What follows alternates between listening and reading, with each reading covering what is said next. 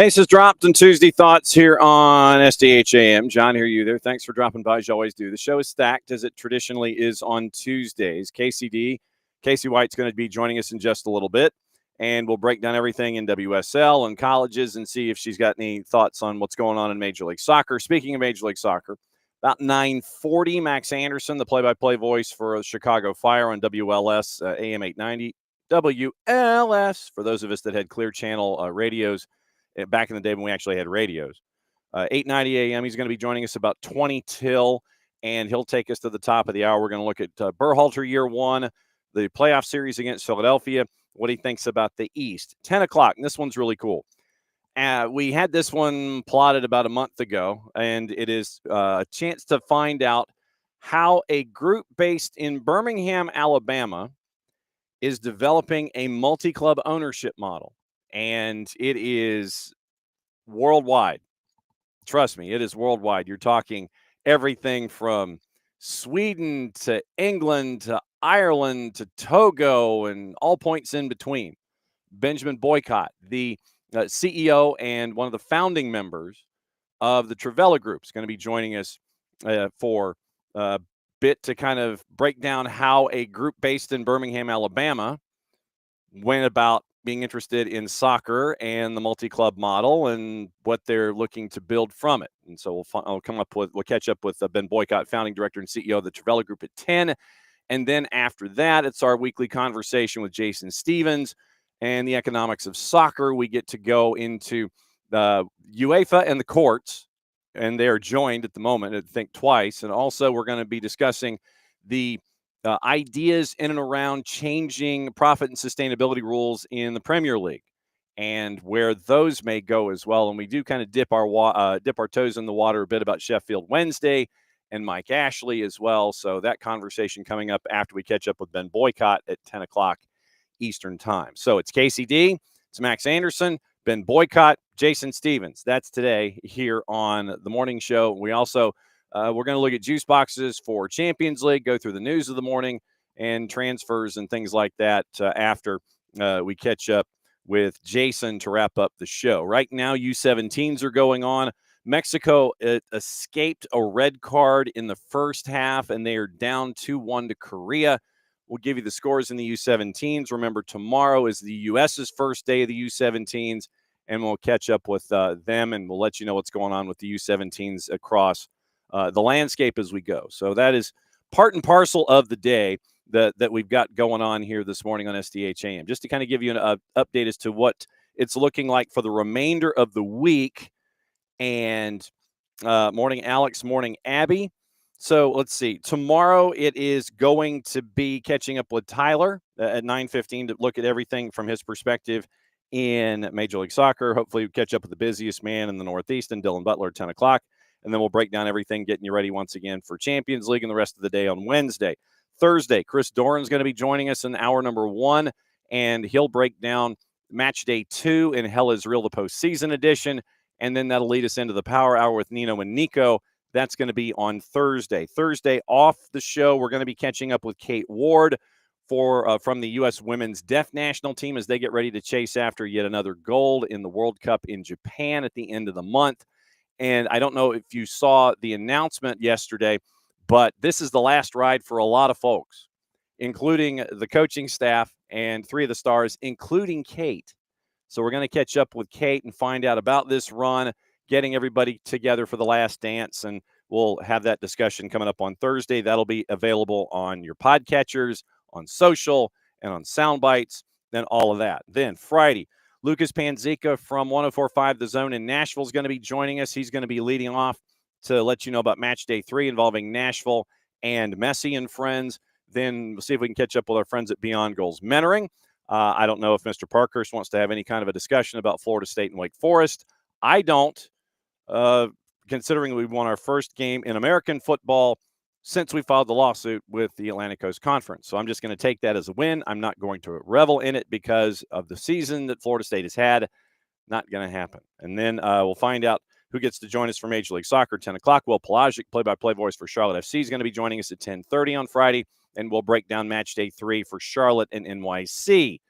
And that'll get you into the weekend, and we're off and running. So that's the rundown for the week. That's a lot of stuff. And so we're going to start it off here on Tuesday with our opening kickoff, brought to us by our friends at Kickoff Coffee and kickoffcoffeeco.com. And let me see if I can find the QR code here quickly. There's your QR code brought to us right there. Once again, Abby, thank you for giving that to me so I could actually post it and not have it be small. That's your QR code to kick off your day at Kickoff Coffee and kickoffcoffeeco.com. You hit that QR code, you go in, you buy out the store. We recommend that you buy out the store. Then when you buy out the store, you use the code SoccerDownHere15. You get 15% off your purchase. They in turn take 10% reinvested into youth games, youth initiatives brought to us by our friends at Kickoff Coffee and kickoffcoffeeco.com. And so this morning, it is the question that we bring to the table every once in a while, and we'll probably bring it to each of our panelists this morning when they come in and they're asked the question, are you Team Messi or Team Ronaldo?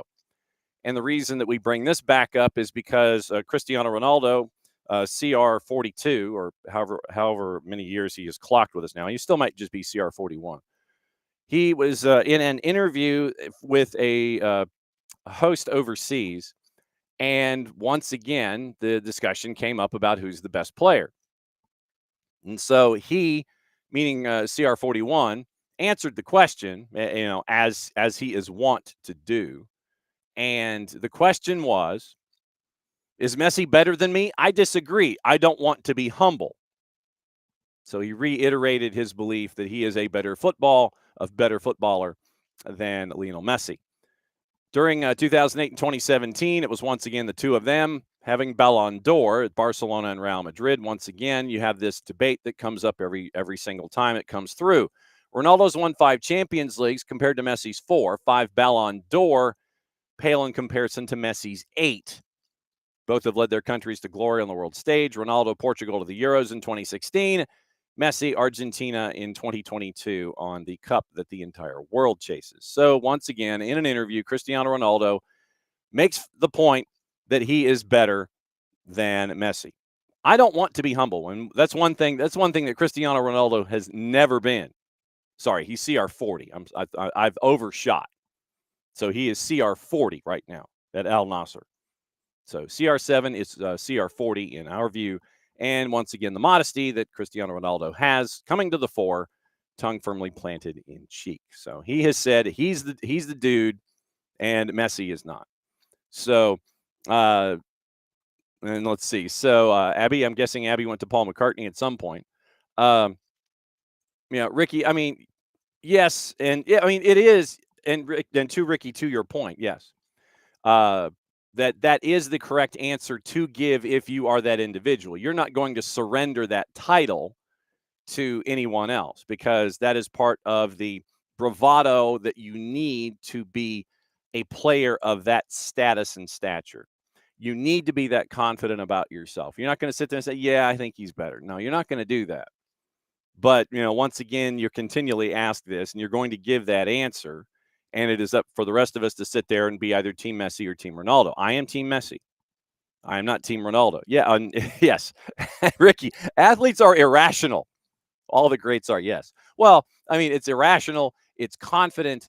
It's cocky, depending on the individual. And so it is choice D, Ricky, all of the above. And so we'll bring in Kacey D, and we'll ask her this question, too, as it's seemingly the QOD on the day. It is we have to find out what camp she's in because I don't think we've ever asked her this question. So first off, Kacey D, where is young Owen, by the way? Oh, he's down here at my feet, like always, just hanging out. He feels a little embarrassed. He was rude last week, didn't say hi, so he's just chilling out. When is Owen ever embarrassed? He's not. You're right. It's just one of those, don't wanna. It's the don't wanna gene. Very fair. In opening kickoff this morning, the question was raised once again by CR40, and he was in an interview with a host overseas, and he was asked if he was the better footballer or Lionel Messi. And Cristiano Ronaldo, of course, said that he was. And this once again stirs up the debate of who's the best one and what camp you are in when it comes to following Cristiano Ronaldo or Lionel Messi. Which camp are you in of those two? Okay, I'm going to flip this on you. What camp do you think I'm in? Oh boy. You've known me a little while now. What camp do you think I'm in? I would think that you're Camp Messi. 100% Camp Messi. 100%. So Why? Why? I've got a couple things. A lot of it has to do that I did grow up an Argentina fan as well because Now, I was now Jason will love you hearing this. So go, Kelly. I love Diego Maradona growing up. I watched like old VHS tapes of like the World Cup and when he won and all those types of things in Mexico City. And so I just always loved Argentina. So there's a little bit of the heart with just following Argentina, but I think in and of himself, Messi being able to do the things that he could do, navigate traffic in midfield, score goals, provide, like just his all around game to me, I am a huge fan of. And so I always have considered him the greatest just because of his all around game. Yeah, and so that's kind of where we are for the most part. There are those in the Twitch pitch and some of our OGs that are Ronaldo types, and it is when he gets to 1,000 goals, the thought from one of our OGs this morning is hopefully we give him his flowers. I would sit there and say, dude went to Saudi Arabia and padded his stats, but that's just me as being a part of that message. I really respect Cristiano Ronaldo's game as well. Obviously, one of the greats, an amazing goal scorer, athletically, technically, what he can do in and around the goal is unbelievable. But I would agree with you. And I think for me, it's not always just about the stats piece. It's like, how do you make teams around you tick as well? The fact that Messi can do that anywhere he goes, whatever he does, and makes everyone else better as well, I just think propels him. All right, so that was the opening kickoff this morning. When we have something that is that glaring of a thing, but to the point of, you're not going to sit there and say, yeah, the other guy's better. I mean, that's just part of your own personal DNA. It's like when you were at North Carolina, when you were representing the country, when you're doing all these kinds of things, you're not going to sit there and go, yes, somebody's better than me. You're not. Players aren't wired that way. No, and I think a lot of it comes down to preference too, for fans and for people watching the game. But yeah, if you're going to be asked, if you even think you're close, you're probably going to say yourself. So I don't fault that. Whatever. I mean, how many years ago was it that Zlatan Ibrahimovic was asked who his starting 11 in the world would be, and he put himself in every position? Like everyone's wired a little bit differently, and you have to be at that level and be that unbelievably great. Absolutely. So that's the question I think I'm going to be asking everyone this morning, what team they're on, and we'll have that in the Twitch pitch also. NWSL was one of the marquee things I wanted to bring you in because we now have officially had Decision Day. How chaotic was it for you on Decision Day dealing with all of the math and the possibilities? It was somewhat chaotic because I was on Angel City, Chicago, that did not have any playoff implications. It was the last game for Kristen Press and Allie Riley, two greats of the women's game. So that was nice and they both were able to get in the second half. So that was nice to be on the call for that. But most of what our coverage, I was with Joe Malfa as well, who does a lot of NWSL. He's the lead play-by-play for ACC men's soccer, and he'll be doing the College Cup. We did a lot of live look-ins of all the games, goals that were coming on, and things like that. So it was a different type of coverage for us, wanting to give, due to the game we were on, also to the two players retiring, but looking at the playoff implications. The biggest thing that happened really early was that North Carolina Courage went up very, very quickly on Gotham, which not that it was unexpected, because we all know that the North Carolina Courage can score goals, they can figure it out, but they've had an up and down year, and Gotham has been in really good form. So once that happened, everyone around the league knew for the playoff line, Racing Louisville had to win, because it became pretty evident very early on within the first 20 minutes that the North Carolina Courage most likely were going to pull out a win. So that was the big one to watch. After that, it just became a matter of shuffling from 3 to 6, and figuring that out in game was like that my brain was going, but we stayed with it pretty well.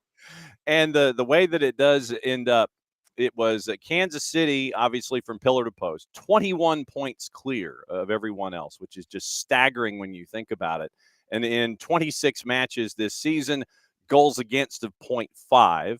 giving up 13 goals all season long in the regular season, and a goal difference of plus 36, which is also borderline insane. Washington at 44, they finished second. Portland by 1 goal in goal difference, which is also another part of the math that was taking place. You're going, oh my God, Portland and Orlando, it's the same record, same record, same record. What are we doing? And you're looking at scores. You literally are looking at scores in that aspect. So Portland at +7 over Orlando at +6. That's your 3-4. Seattle at 39 finishes the 5. San Diego finishes at 37 points. Once again, 10 different to the good over Racing Louisville. And then Gotham is your 8 at 36 points. Before we get into like individual matchups and everything, what does this say about the NWSL where you have Kansas City that is all the way over here, and then you have the chaos basically of 3 through, and I'll go ahead and include Carolina, 3 through 9 when it comes to the competitiveness of the league in and of itself, where you have Kansas City, then you got Washington, and everybody else trying to chase into the playoffs. How competitive is this league for someone who hasn't seen it?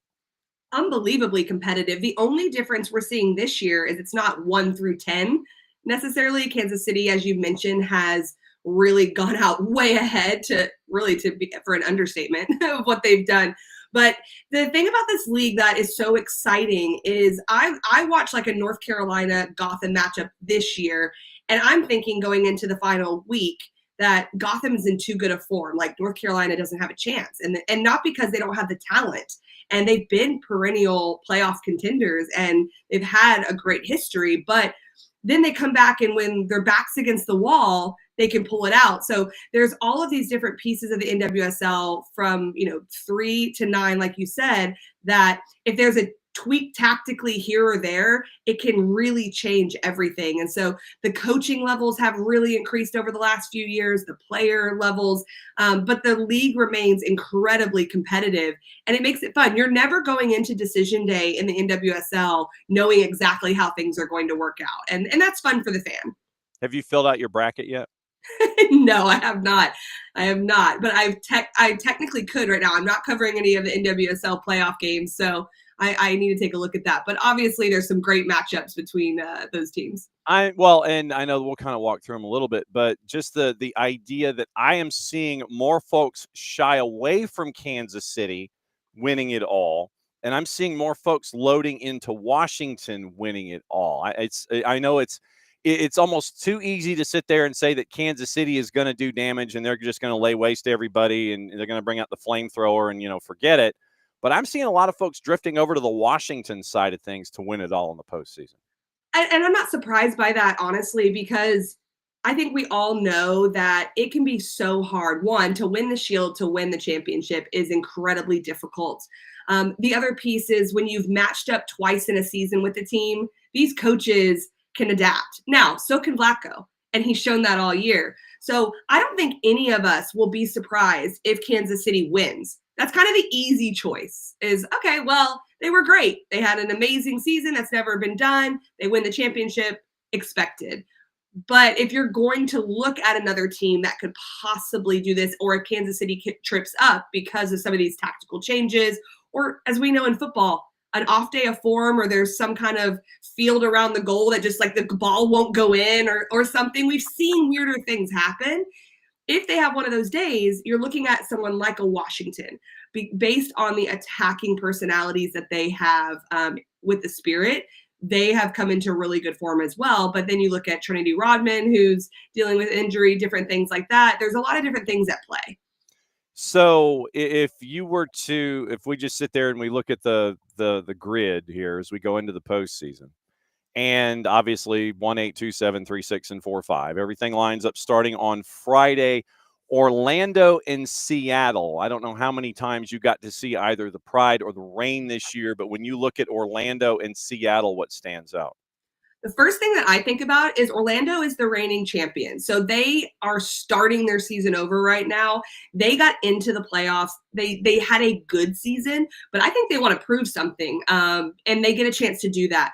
With Seattle, Laura Harvey has been able to have a really stingy defensive structure all year. She's made it difficult for teams to score on them. And she continues to prove that. I don't see her changing anything about that being what they rely on with the counterattacking transition. But they just faced Orlando on decision day. That brings in a different element of, do they both attack the game the same way? Seb Hines tends to like to switch things up a little bit. Laura Harvey, not as much, because she has found a solution that works for Seattle. So I think we're going to see more of the same. Seattle, I mean, it's Saturday. Yeah, I've got S's on the brain here. I haven't had my caffeine yet. Washington and Racing Louisville. This one's going to be on Paramount Plus, at least on the domestic side of things, and on CBS. Noon kick on Saturday. When you look at this, obviously, for Washington, we know what to expect. Racing Louisville into the postseason for the first time, and it's almost like you're playing with house money. It's like, yeah, we're diving in. Everything's cool. You know, we'll just see what we've got, and we'll go ahead and just lay it all out there. Having that kind of an attitude going into a game where you're a decided underdog, I mean, obviously, that to me is a plus, even if you're going into an environment, like you said, with Washington, even though that some of your stars are dinged up. Well, like we said, they've already faced Washington twice this year, so there's no surprises there. And you're right. Not only did they get into the playoffs on the last day, they jumped to 7th. They were hoping just to get in. They jumped to 7th. They avoid the Kansas City Current, but then you've got Washington waiting on you, which is not an easy task. Louisville is one of those teams, like you said, playing with house money. They can just go after it. They're not going to change their style of play under Bev Yanez. Super happy for that coaching staff. They barely missed it last year, tied to get into the playoffs, lost it on the third tiebreaker. I believe it was a goal differential last year. And so your heart kind of goes out to this team. So I think they're just going to say, this is who we are. Let's give it everything we got against this Washington Spirit team. Going into, obviously, into DC will be difficult, but they're just kind of my team that, besides Kansas City, that I always look at them and go, they just figure it out. They're well structured. Their players step up in big moments, and they have a big amount of buy-in for not having been a club that's gotten into the playoffs. So now they've seen their reward. Now, you mentioned Gotham as being on a bit of a hot streak, and there's nothing like rolling 7s and 11s at the table and continuing, and everybody's sitting there looking at, oh, you're on a roll. Okay, I'll go where you are. You know, I'll bet what you've got on the table. Gotham and Kansas City. I mean, everybody's going to look at this and go, okay, yeah, it's a 1-8, but I don't know how typical a 1-8 this is, considering it's Gotham and you're going up against Kansas City. This one, to me, everybody's sitting there looking at Washington. This might be that prime example as to why folks are looking at Washington, because you've got a hot Gotham team coming in against Kansas City in round 1. This is not a 1-8 matchup, to your point. Not in the slightest. I think if Kansas City, after they took care of their early game on Sunday, is looking at the North Carolina-Gotham game, the Racing Bay game, and I believe that if we're talking about Louisville or North Carolina playing Kansas City, it's a different conversation if they had been in the 8th spot. Gotham dropping there, I think, is the hardest thing for Kansas City Current. Do I think Kansas City can get past them? I do.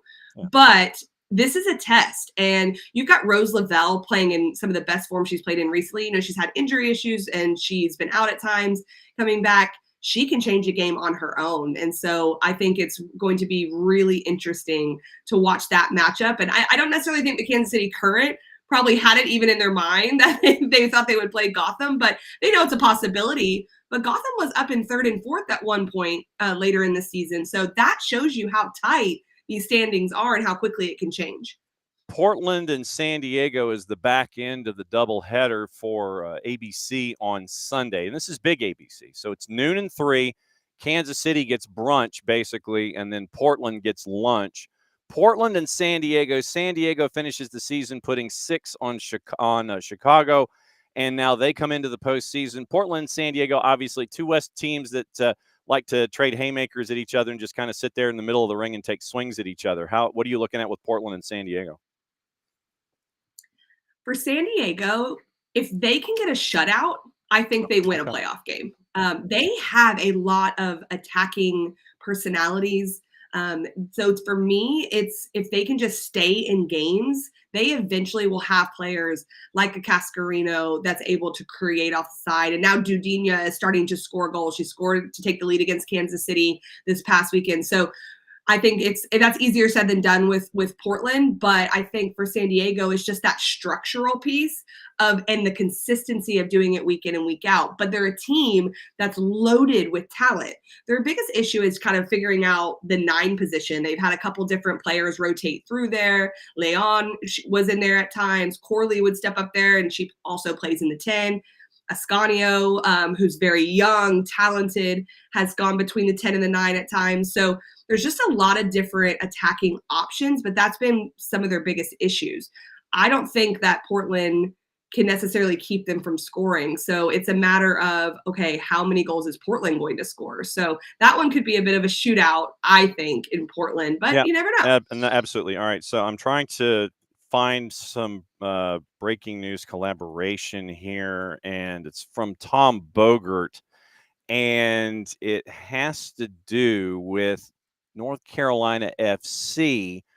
Bogert is reporting as of a little after 9 o'clock.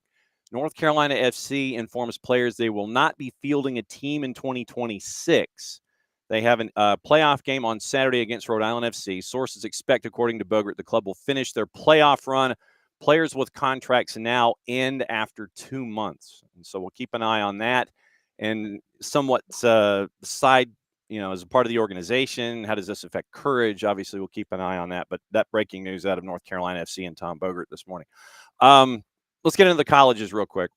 We're getting into getting toward conference play in ACC and SEC and things like that. What are you staring at when it comes to ACC and SEC and college soccer heading into the weekend?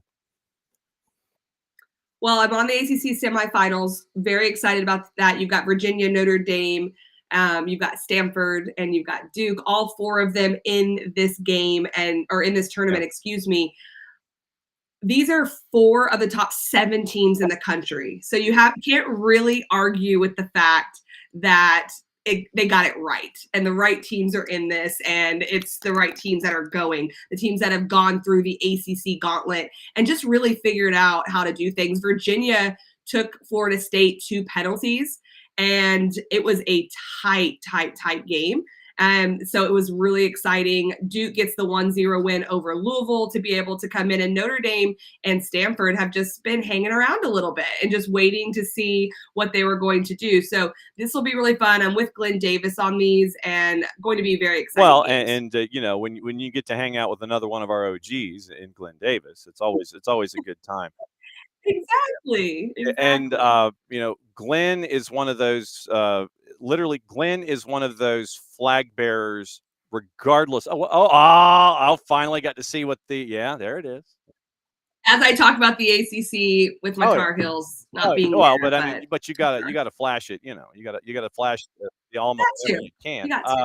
But no, I mean, Glenn is a great ambassador, regardless of level. It could be Major League Soccer, could be college. You put Glenn in any situation, and it's a joy to hear him because of the passion that he has with the game itself, and it carries into each individual matchup. And he's a guy that you get to learn a lot from when you're just hanging out with him, even if the light's not on and you're not even calling a game. You get to learn a lot about Glenn, his passion, and the game when you get to hang out with him.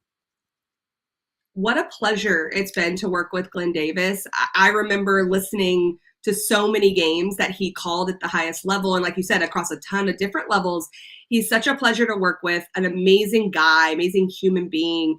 And I started working with him about 2.5 years ago through the college game.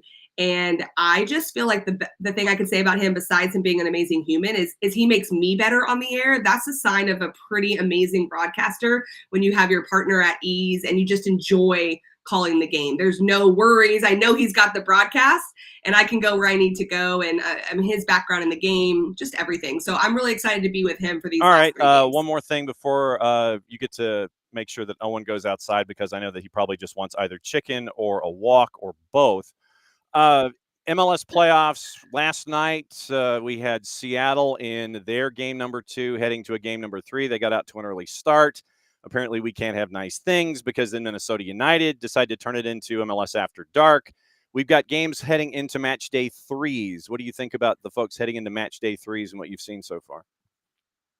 Oh my goodness, I could not stay up for the game. I tried so hard. But I had the NWSL Decision day before. I flew back yesterday. I was trying so hard, and they scored those 2 goals. Minnesota did right before half in that 8 minutes of extra time. And I was like, you got to be kidding. So I gave it about 15 minutes and was falling asleep, not because of the game, because I was exhausted. We're at the end of the year. That was fun. Seattle, I do think, is going to have to keep scoring, though, if they want to take out Minnesota, because we know Minnesota's efficiency. Everyone's looking at Inter Miami, Nashville. I mean, come on. It's going back to Miami. We had the decision day result with all the goals. We've had and that ended up with Inter Miami's win. And you have the first game Inter Miami win, the second game Nashville win. That's the one that I'm really excited about. I'm hoping for a lot of goals because I just want to see a lot of goals, a lot of fun. You know, the purists out there might say, let's see who can get the shutout and get the 1-0 win, but I don't think that's anything we're going to see with Nashville. No. And all right. So you and the OG Glenn Davis are doing college this week and this weekend. What's your rundown for the rest of the week before we catch up with you again? So Virginia Stanford will be one of the semifinal games, and then Duke Notre Dame. Duke did lose to Notre Dame earlier in the year, so that's a rematch there. And then that will be Thursday night on the ACC network, both of those games back to back. And then Sunday we'll have the championship at noon on ESPN. And we will be catching up with you about that stuff when you come back and visit next week, because then we'll be heading into postseason and we'll be talking colleges. As always, KCD, great to catch up with you. And I'm fairly certain that someone knows it's the end of a segment. And he's like, all right, good. Let's get into the kitchen because it's all about me. It is all about me. As always, Kacey, great to see you, my friend. And enjoy your calls with the OG Glenn Davis. We'll catch up with you soon. Awesome. There we go. KCD. Where's she be? She be heading to the ACC. Was a poet, didn't know it. There we go. So Kacey White, follow her on all of the social medias. It's KCD White on the 280 character app. And she's also on Instagram, and she does a lot of behind the scenes stuff when it comes to all of her stories and everything, and where she is and what she's doing, and she gives you kind of like breaks the fourth wall a little bit when it comes to everything that she's doing behind the scenes. And it's it's been cool to have her on Tuesdays to kind of give a bit of a look to things that we haven't had the chance to in the past, like deep dives into the ACC and the SEC, into the college game, into women's soccer and the NWSL. To have those deep dives, it's been really cool to catch up with KCD and find out what's on her mind on a daily basis. Okay, we're going to keep an eye on the story in North Carolina. Once again, I just kind of talked about it briefly. And it is Tom Bogert at The Athletic. Once again, as of updated at 9:30, so updated 8 minutes ago. North Carolina FC has informed players it will not be fielding a team in 2026. Sources briefed on the situation tell The Athletic. North Carolina finished third in the Eastern Conference. They host Rhode Island on Saturday. Sources are firmly expecting the club to finish the playoff run.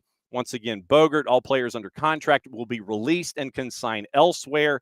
Any player with a guaranteed contract through next season will now end after 25 and get about 2 months' salary.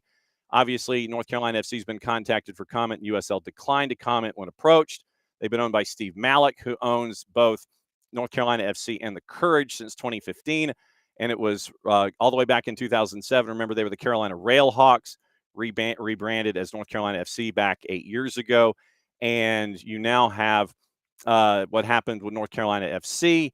And Tom mentions Memphis 901, Rio Grande Valley, San Diego Loyal, Austin Bold, and Reno 1868 as casualties in USL Championship over the last handful of years. But yeah, we'll keep an eye on what's going on with North Carolina FC, see if there is any collateral effect when it comes to North Carolina Courage, and see what happens there.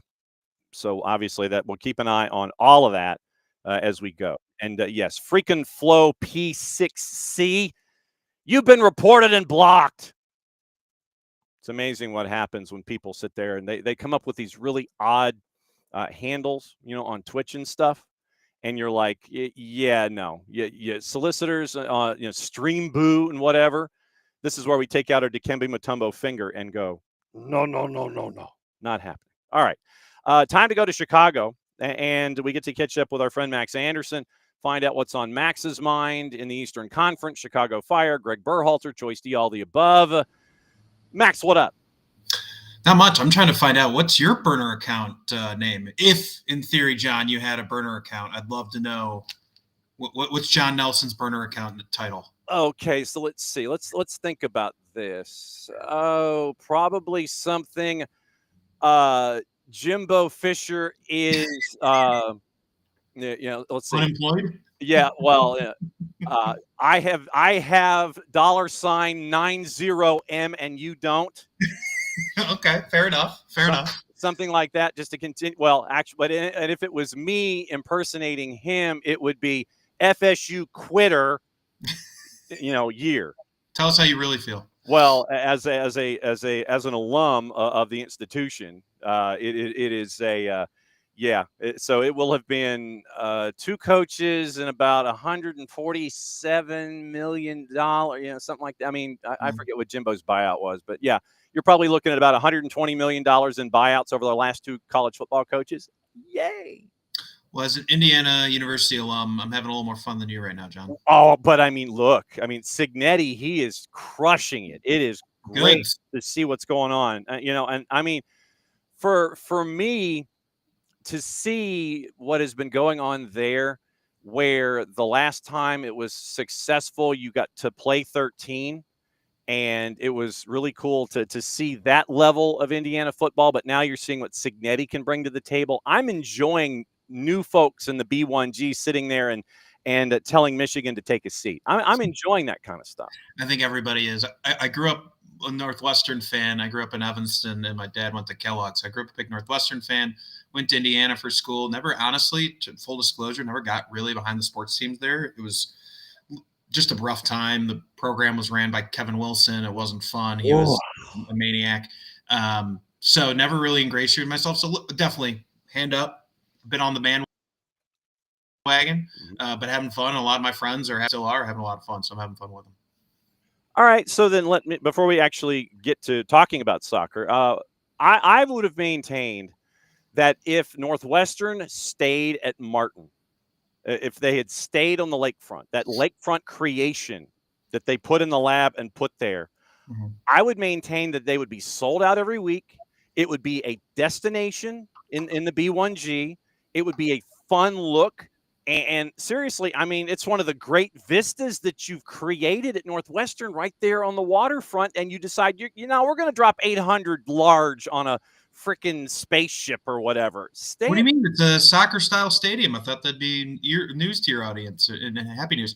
No, it's funny because I'm still a season ticket holder for Northwestern. My dad's been for 30 years. I took him over about 8 years ago. It's an affliction. It was fun there for a while. It's been not as fun here lately. Yeah. Do you want the fan answer to that or the analyst answer to that? Choice D, all the above, sir. All right. I'll start with the analyst answer and say the city of Evanston would never let that happen. And it was a Herculean effort, even to let them do what they did on the lakefront. Oh, wow. Yeah. So cool. 2 years. Loved it. And I think everybody that walked in that stadium said, man, wouldn't it be cool if they just built it here? But unfortunately, that was never going to happen. The city of Evanston was never going to allow that to happen. It was, again, anything that's built on the lakefront takes a Herculean effort in the city of Evanston, and frankly, rightfully so. Northwestern doesn't pay any property taxes. It's like I could go all day on Northwestern and 160-year-old state laws that exempt them from property taxes, and that have been challenged in courts 10 times, and Evanston always loses. So. Not exactly the friendliest relationship between the city and the university. That's why they had to pay him $120 million over 10 years to let him build what they built on Central Street. So, fantastic. Okay, we did actually bring you in to talk about soccer. Look, the show goes off the rails, and it's perfectly fine. We have fun. It doesn't matter. All right, so when you look at the 2025 season for Chicago Fire under Greg Berhalter, now that you've had like a day to sit there and look at the entire body of work, what sticks with you from this season, being the voice of the Chicago Fire? What has stuck with you about this year? Significant progress. I think this is my third year on the broadcast crew. I wasn't on the game Saturday. The other half of the broadcast team, Max Toma, was. But progress. Yeah. And when I think back to how I started with the Fire, Ezra Henriksen was the head coach, which feels like a lifetime ago. Then Frank Klopas took over an interim, was okay. They brought him back on another year, wasn't okay. And they bring in this Greg Berhalter, who, frankly, as a medium follower of U.S. men's national team, didn't have the best reputation in my eyes. Had really gotten dragged through the mud there at the end of his time with the U.S. men's national team. I am probably the biggest Greg Berhalter fan there is in existence at this point. Okay. What he did this year was incredible.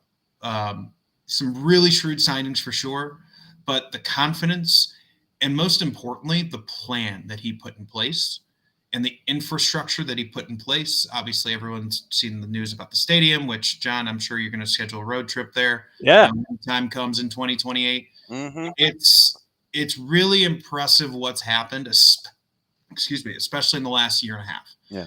And progress. I mean, one step. I was saying to somebody else yesterday, it's a staircase to get to where Philadelphia's gotten, to where Atlanta has been at times. And they took a step this year. There's going to be a landing that they hit. They're going to plateau, but then they're just going to keep climbing the staircase. And I think they will. I mean, that's team.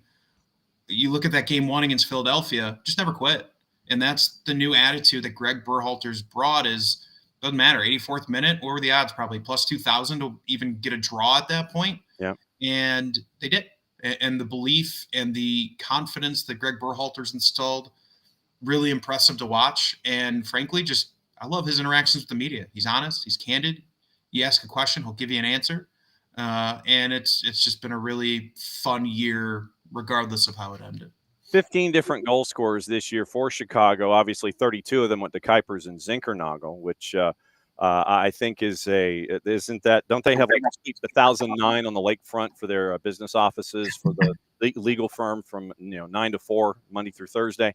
Exactly. You get the 32 goals from Kuipers and Zinkernagel, but then you have Gutierrez pitching in almost close to double digits, and then you have folks like Jonathan Bamba, Andrew Gutman, Tom Barlow. So there is that to your thought on the collective, it is improvement, and you're having a bunch of different folks contributing offensively.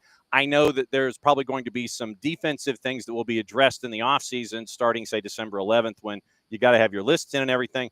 But offense, I don't think is a concern because Chicago is investing in it once again, and it's smart investment because a guy like Zinkernagel, he was sought around the world, and he goes to Chicago. So there are some pieces here. Offense is in play, and there's improvement there. I think now it's the defense you've got to be staring at, yeah? Yeah, gave up 65 goals in the regular season.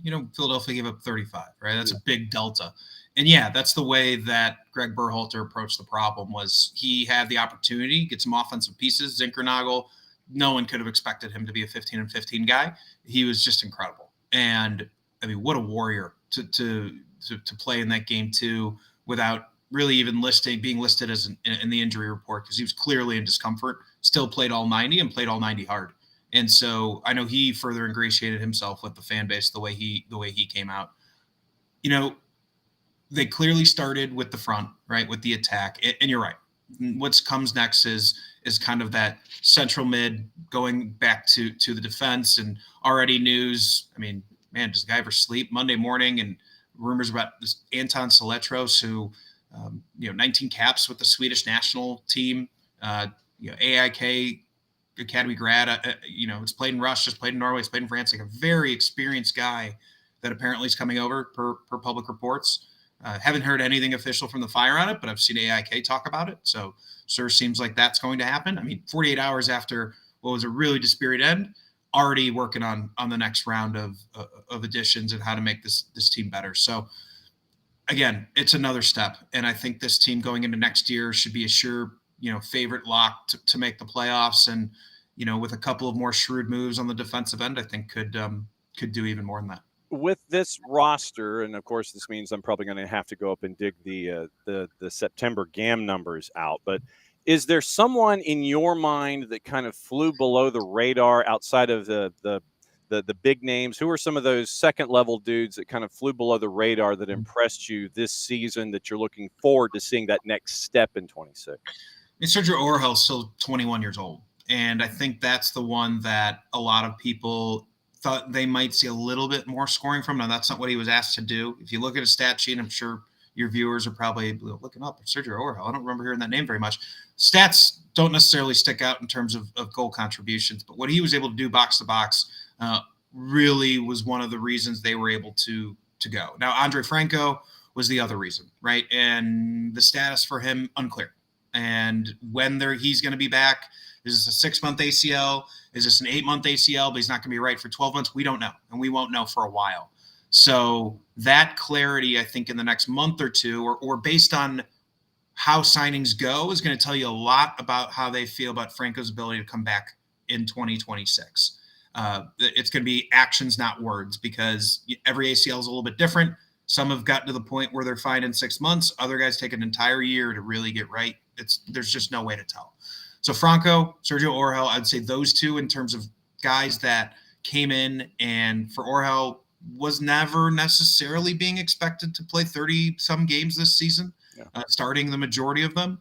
I think they expected him to be more of a super sub role than the starter that he had become, but was forced into action. So those two guys, I think, on the roster currently, I'm very intrigued to see what happens next. And Franco's contract situation also complicates things. He's not technically under contract. All indications are they want to keep him around, and he doesn't want to go back.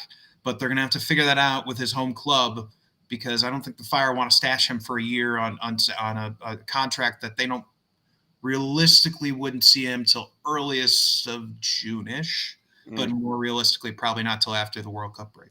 2 and 4 is the model for those that may not know. It is the 2 DPs, and you had technically you had 5 U22s, but Koutsias was out on loan, so you're 2 and 4.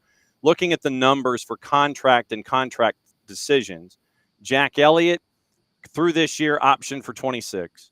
Kouame on loan, contract through this year, and then it's 26, 7, and 8. Then it is Mueller, who is unavailable, but once again, SEI. So a contract through 25, option for 26. Same for Barlow. Andre Franco, you mentioned. Chase Gasper out of contract. Omar Gonzalez, who I think just had another birthday. He's like 708. Omar has a contract through this year with an option for 26. There are a lot of, and 25, Jeffrey Gals, a supplemental, who's out of contract. David Paraba, 25 options for 6, 7, and 8. Same for Sam Williams. Brian Dowd on the supplemental, who's out on loan, is through 25 options for 26 and 27. So there aren't a whole lot of major money decisions when it comes to the dudes who are out of contract that you might have to think about picking up options and such. So the big name folks and the folks that you're anticipating hanging around for a while, they're not the decisions that you've got to make. You can add to that, as you mentioned with the talk with AIK and the Allsvenskan, but it's pieces that you've got to worry about picking up options. Yeah, it's a good flexibility position to be in. And I think there's a couple of those names that will be back, and there's several that I think won't, as there was a significant turnover on the roster from Greg Berhalter's arrival back at the beginning of last year, or end of last year, I should say. And I expect to see a good amount of turnover once again as he continues to make this roster the way he wants it to. I think everybody always knew it was going to be a minimum of a 2-year process just for him to get the roster in the place that he wants it. Again, if you had told Fire fans on February 1st, hey, you're going to be playing in the playoffs, you're going to have a home playoff game. Yeah, it's technically 2 home playoff games. How's that sound? They would have taken it in a heartbeat, right? So from an expectation standpoint, I think the hope was to make the playoffs. The expectations was to be more competitive. I don't think a 23-point improvement was in anybody's bingo card in a playoff appearance. So I know Fire fans are excited, despite how things ended, just the tempo I get. Specific roster decisions, that's not my forte, unfortunately, John. I am not one of those. Not one of those MLS cap sickos. I know a couple. I can certainly refer you a couple. But in terms of how that puzzle fits together, beyond my area of expertise. I'm just sitting here staring at it going, okay, contract objects, like, okay, fine. That's what it is. I could see. I mean, Jack Elliott was so good. Again, I don't know how that projects Don't out. leave him unmarked at 22 yards away. Yeah, that was. I mean, one of my favorite calls of my broadcast career. It sounded a little screamy, I think, but how could you not be in that moment as a home radio broadcaster? Yeah, so that was really fun. If that's the highlight of the year for me, that was a heck of a highlight. No doubt. When you look at the rest of the playoffs right now, we got match day 3s coming up here on the weekend. I don't know if you stayed up almost late to see what happened with Seattle and Minnesota last night, but when you see the match day 3s coming up, what sticks in your head about these matchups on the weekend? Oh, you muted. I don't know. You muted. There's something going on. I don't know. It's like somebody just – there it is. There you go. Somehow I accidentally hit the mute. Sorry about that. No worries. Did not catch the Minnesota-Seattle game live. Did catch the highlights this morning. What a chaos that was. Oh, boy.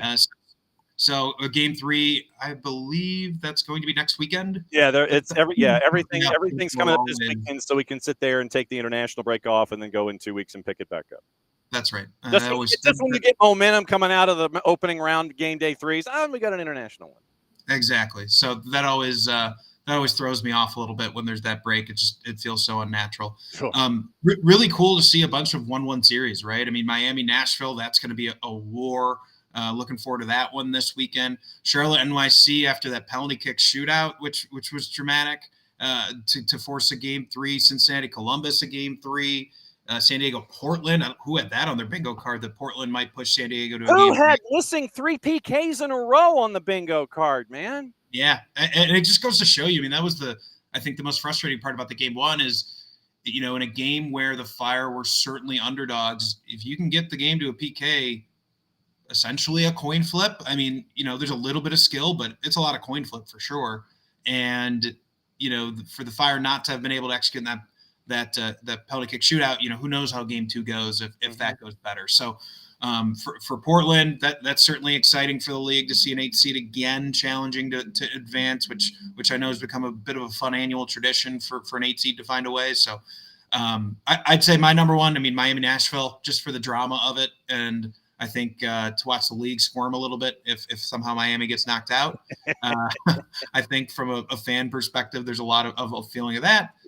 I don't necessarily feel that way. I love watching Miami play. I mean, I got to see Lionel Messi play live at Soldier Field. I actually got to see him when I was in college, when I was living abroad and studying in Barcelona, and became a big FC Barcelona fan at Camp Nou. So big fan of his, for more than a decade now. And I was there when they won the treble. So became a big Barcelona fan in college. So all that to say, to watch these guys now on the MLS side, be able to broadcast these guys, thinking back to my college self now is pretty cool. Yep. And so I guess we're not supposed to mention finances, Joan Laporta, and construction permits at the Camp Nou, right? We're not supposed to go there? This is a free country, fortunately, so we can. There's always something going on. Catalonia is an interesting place. If you've ever been to Barcelona, if you've ever been to Spain, and specifically that region, there's an independence movement in Catalonia for a reason. Mm-hmm. It is a different place. If you've been to Madrid but haven't been to Barcelona, it's like being in 2 different countries.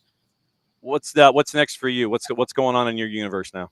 So soccer broadcasting world's over. I'm still do a lot of work with the UIC in the Missouri Valley Conference. So I actually have a game Wednesday night for the UIC men's soccer. There you go.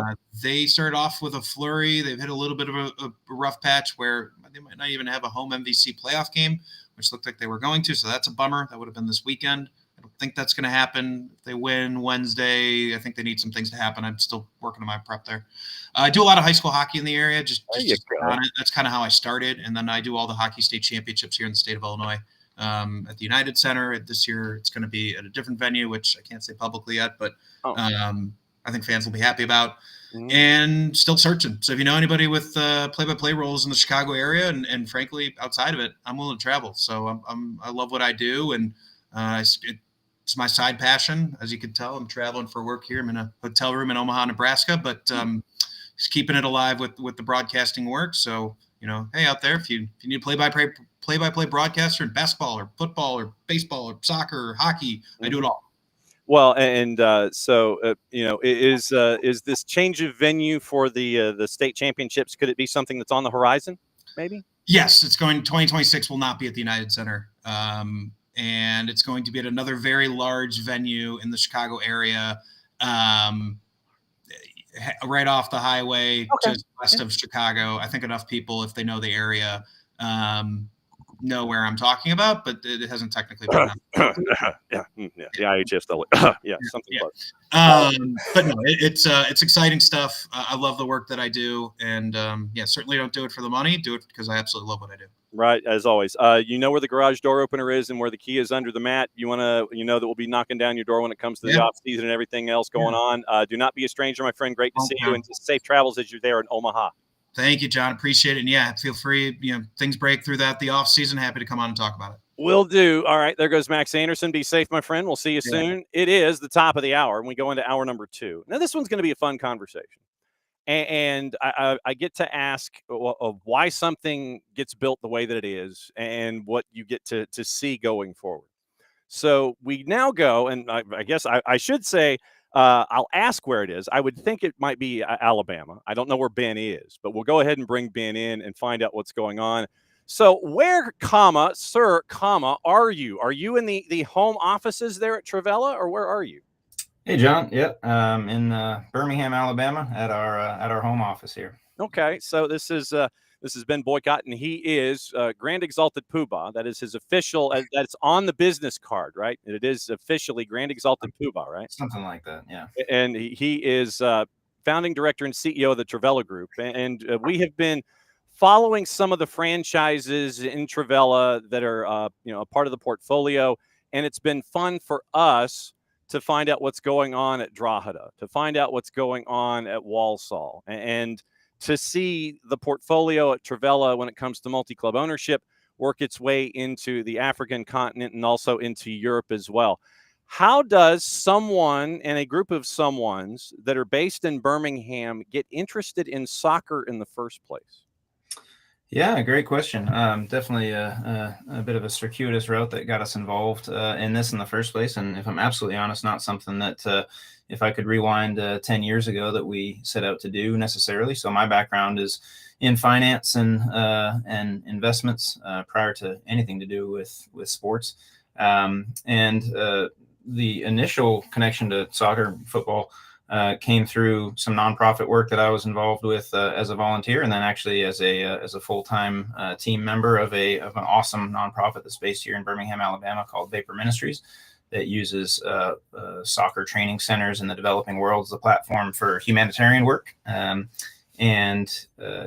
got involved in that, and really soccer was just a means to an end for stuff to try to do good stuff in the world, right? To help communities in East Africa and West Africa and impoverished Caribbean nations.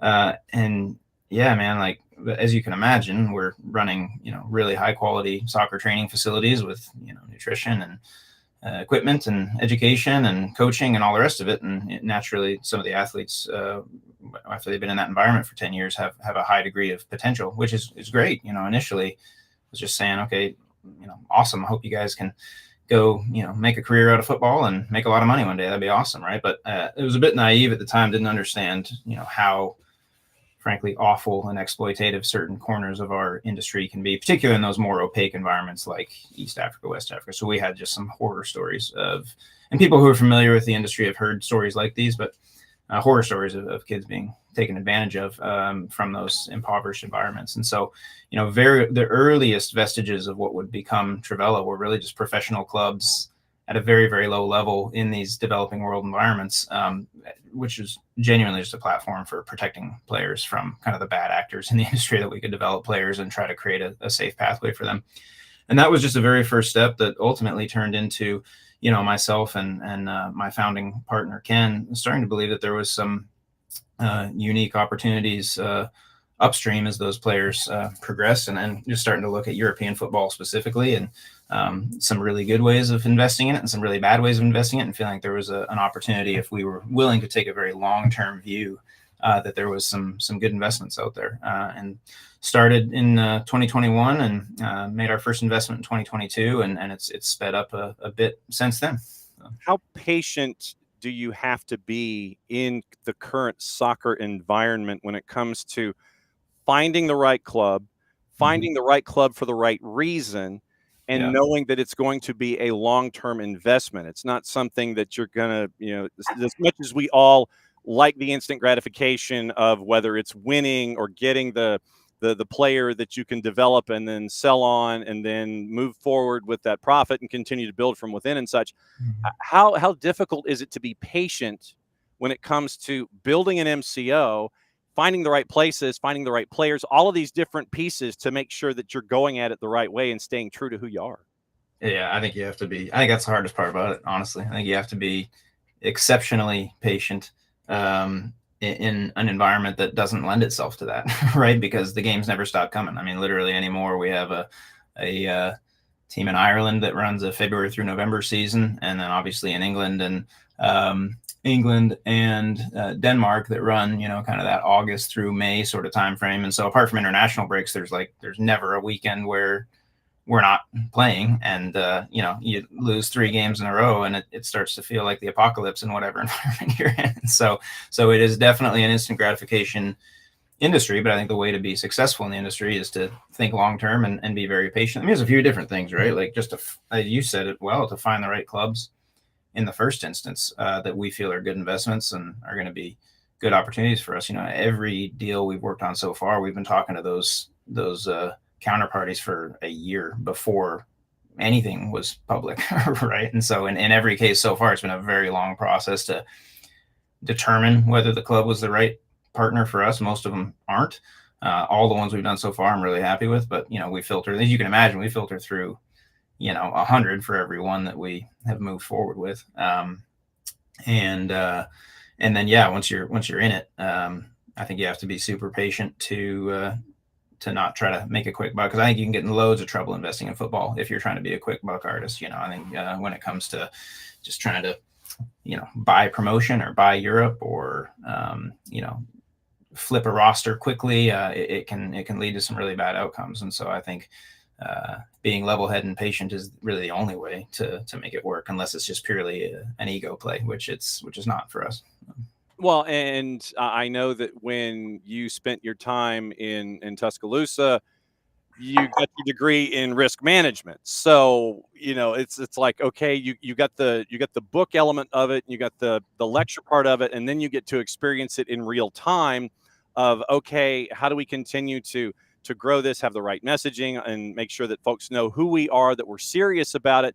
When you're knocking on a door, is it, I guess early on when you were knocking on doors, sitting there saying, yeah, we're interested, did people sit there and go, what is this American, what does this American know? What do I want to do business with an American for? Or was it, fairly open door? It's like, okay, this is somebody new. He gets it. I'll listen. What was the initial response when you wanted to start opening these doors? Yeah, I'd say early on it was there was certainly skepticism. I think we had a good amount of credibility just from what my background was and what my founding partner's background was. So founded the organization with Ken Polk. He and I in the early days were 50-50 partners, and he's the CEO of a large family office firm here in Birmingham. And so there was enough credibility in who we were that we could have conversations. But absolutely, I mean, first conversations were with Walsall. That was the first deal we did, and that was not too far on the back end of the whole Super League thing, a lot of which was driven by American owners. So, there's maybe generally not the highest view of American ownership in various European countries. And I'd say at that moment it was heightened in England specifically. Yeah. And so there's certainly skepticism early on. And I guess I'll just credit Steph Gamble, who was CEO of Walsall at the time, and Lee Pomlet, who was the chairman of Walsall at the time and still is the co-chairman, of being open-minded enough to have those conversations about 135 at the time year-old football club, and them being responsible to steward that and what it means for that community, and being willing to have the conversation with completely untested Americans at the time. So I think there was a good amount of open-mindedness from them. And then obviously after we gotten involved with Walsall, that gave us a certain amount of credibility to have subsequent conversations after that. But yeah, a big credit to Lee and Stefan for being open-minded in the early days before we'd ever done this before.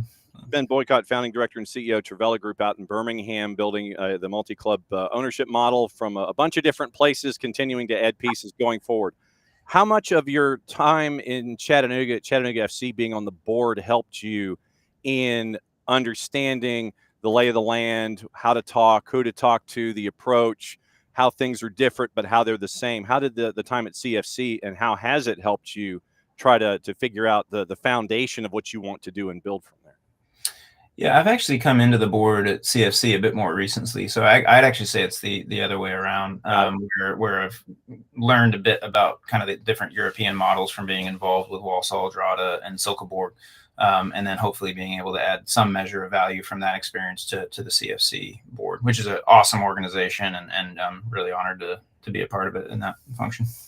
Okay, so then I'll bite. How did what you were doing there help out CFC understanding? Because we know that CFC is in a great soccer market. We know that Fort Finley, can generate a lot of heat when it comes to fans, and it's a difficult place to play, and all these kinds of things. So, how did everything that you're doing at Trivela help out with CFC? Yeah, I mean, I hope that some of the stuff I've been able to comment on in terms of the technical setup, the integration between the different levels of the organization, from the men's, the first side, the women's side, the academy programs. I think there's been some healthy conversations in terms of how, our European clubs are set up from a technical standpoint that hopefully have been instructive there. And then, also, it's been really interesting to compare notes. I mean, the primary owner of CFC is a close friend of mine, and he's one of our partners at Trivela Group as well. So there's a lot of integration between, just shared learnings between their GM and myself in terms of how they're thinking about their stadium situation, how they're thinking about, sponsorships and all that. And so I'd say it's hopefully mutually beneficial. We're comparing notes on, front of shirt values and ticket pricing and concession situations and all that kind of stuff. So I'd say it's hopefully, they would say the same, but hopefully mutually beneficial for everybody. When Trivela came online, how many years ago are we talking? We founded in 2021 in April, I guess. And then nobody had any clue what Trivela was, I suppose, until June of 2022, when we announced that we acquired 51% of Walsall FC. So yeah, whatever that is, three-ish years ago, 3.5 years ago. Yeah. So how far back does your soccer fandom appreciation go? Oh, yeah, I'll be honest with you. I grew up, I don't know if I should say all this. I grew up mostly in the northern parts. I was born in Canada. Okay. I grew up in Alaska, went to Minnesota for a college ice hockey career that didn't really work out, but would have been great if it did. So man, I was an ice hockey guy through and through, right up until I got involved with that nonprofit. And so that was kind of my first exposure to soccer. A lot of the folks there were Premier League fans, so I started paying attention to the Premier League as a result of that. So yeah, frankly, not that far. Again, this is maybe one of the bits I shouldn't say, but it's not like I grew up a diehard football fan. We're a Canada ice hockey family through and through. That's just kind of come about later in life. Hey, I mean, look, I'm one of those guys that would watch Hockey Night in Canada when it was available to me on the NHL Network.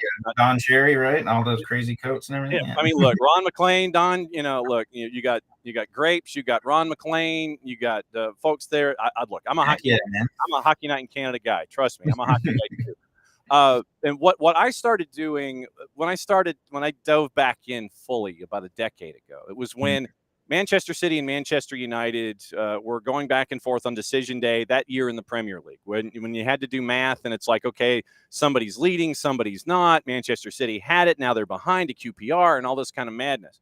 And the boss was wondering what I was getting wrapped into on Saturday mornings before college football would kick in. Yeah. And so what I started doing was explaining the matches that I was watching in the parlance of SEC football.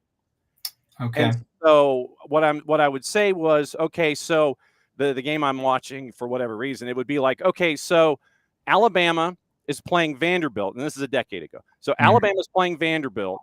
They're in Tuscaloosa, and Vandy is winning. And so she would have an instant understanding of, oh, okay, so I know the game, I know the context of the game that you're watching. And so using that got her into soccer. And so now she's, following, me and what we're doing here at SDH and going to games, and she goes to watch Atlanta United and all this kind of stuff. And so that was why I was wondering, as far back as you have dived into soccer with Trivela, what has it been like for you to see the game grow to where it is on all levels here in the continental United States, and getting to take that knowledge with you to help grow Trivela overseas?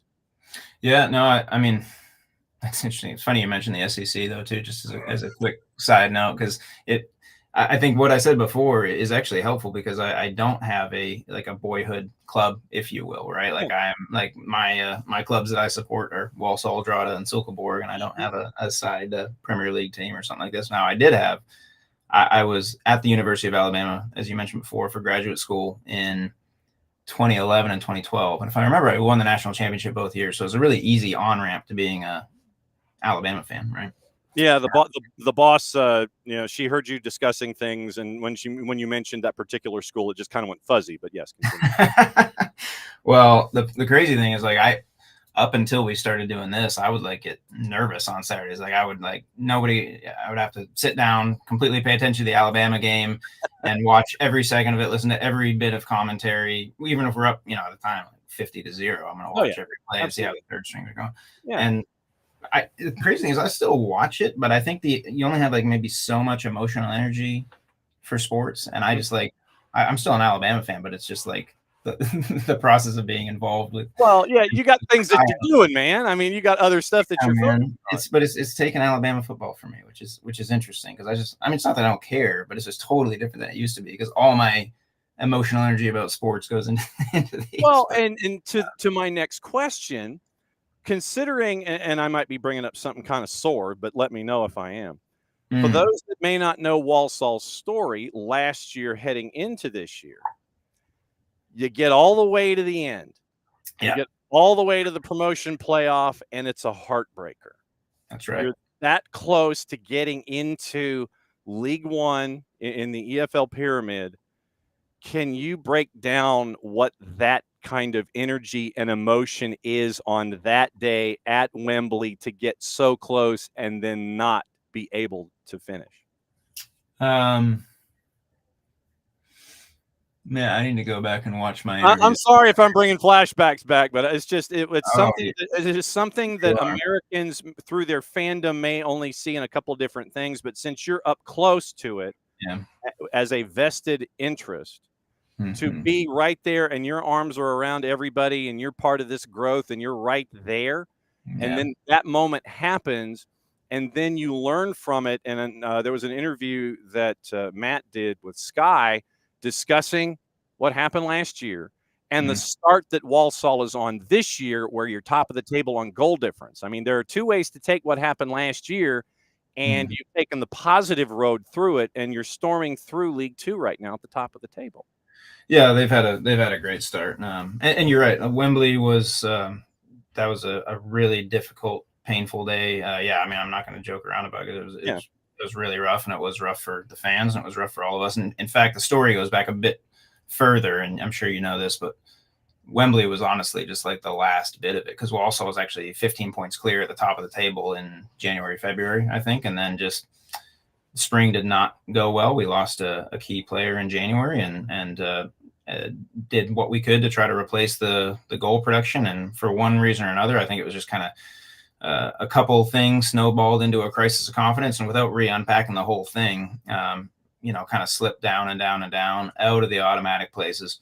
And probably the toughest day in all that, I don't know if you know this, John, but on the last day of the regular season, if we won at Crewe and Bradford failed to win at home, then we get promoted automatically. And I was there with about 15 people at Crewe.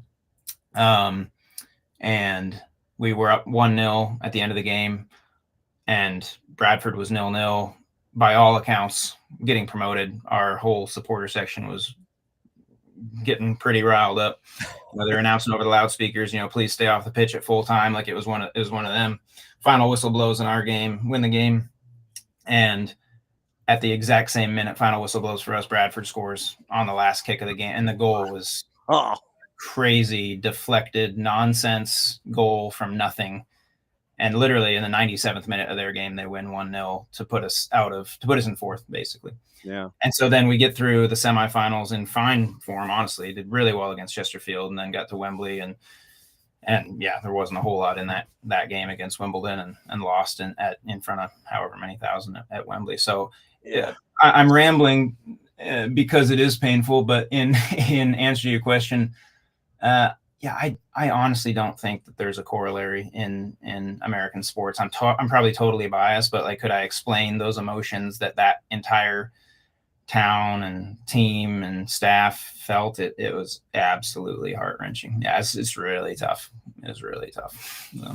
In every, and this is what I ask this of new owners and new front office personnel and things like that. I always ask this question: when it comes to the particular club that I'm attached to in any given interview, I always ask, there's got to be in that office there at Trivela in Birmingham a to-do list for the growth of the company, the growth of each individual franchise, what you've got to do with players and the next stages and all this kind of stuff.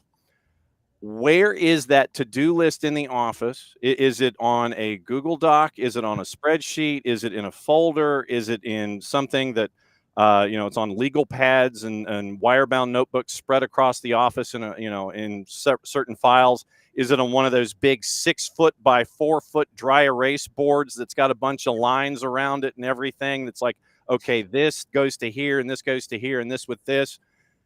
Where is that to-do list for these franchises, and what do you think the next thing that you can cross off the list on the to-do list for Trivela is for the growth of these franchises and maybe adding more down the line? Yeah, so where it's a shared Google Doc amongst our exec team that our COO runs, and I mean, there's a million and one things on there, but I guess the crux of all of them is really just to we grew quite fast over the course of 2024. We hadn't really been running our club in Togo at a high level, and we really ramped it up.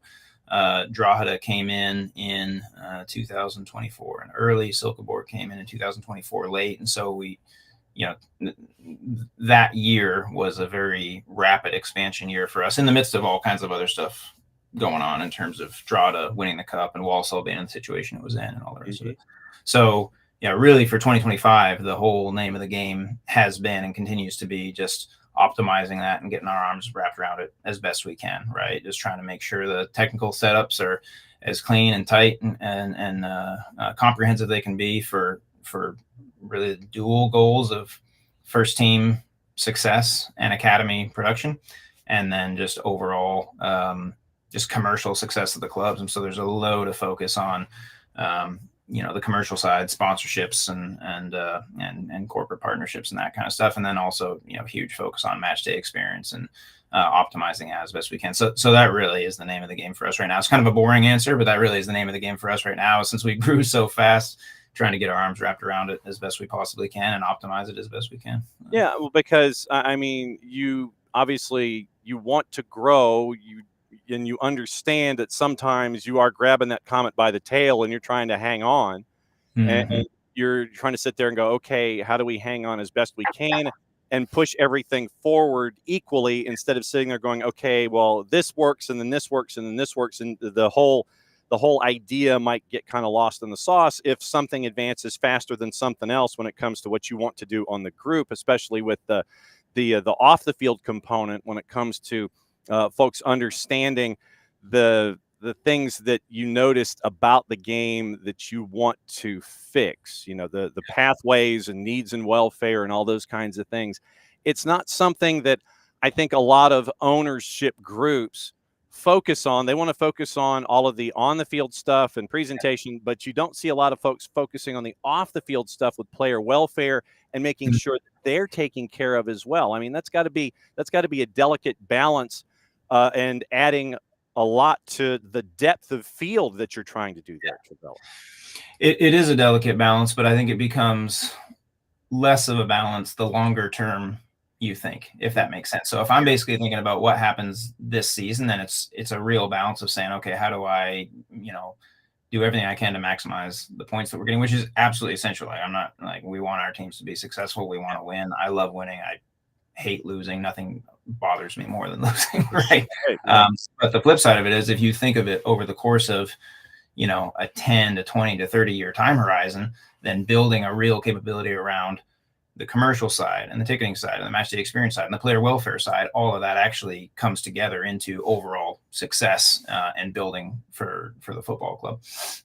And so, yeah, it is a delicate balance, but I think the more that we as a team can discipline ourselves to think long-term, it all starts to work together a bit more. And so, yeah, I'd say the big to-do list is, you know, optimizing, but the biggest thing inside that, you know, there's lots of little things in that. I said that one, there's also some major things inside that. One is our stadium situation in Ireland that we need to figure out. We're working towards a new stadium, and there's obviously loads to pull together with the funding and the land and you know, what that transition looks like. And so that's a huge project that we're putting a lot of brain damage towards at the moment, because it's, you know, Drogheda is a great town. It's the fastest growing town in Ireland. It's a large town. It's growing very rapidly, really because of how rapidly Dublin is growing. Yep. And that's a situation where we're really just massively under capacity at our stadium. Like, we need more seats. We need more you know, concessions and ability to generate additional match day revenue. And it's just, it kind of sucks because the stadium has just loads of character and personality. It's a really cool old ground to be in, but where the club has grown to the level where it's not fit for purpose anymore. So inside this kind of overall optimization thing I'm talking about, the stadium in Drogheda is something we're putting some real thought towards. So when's your next roadie?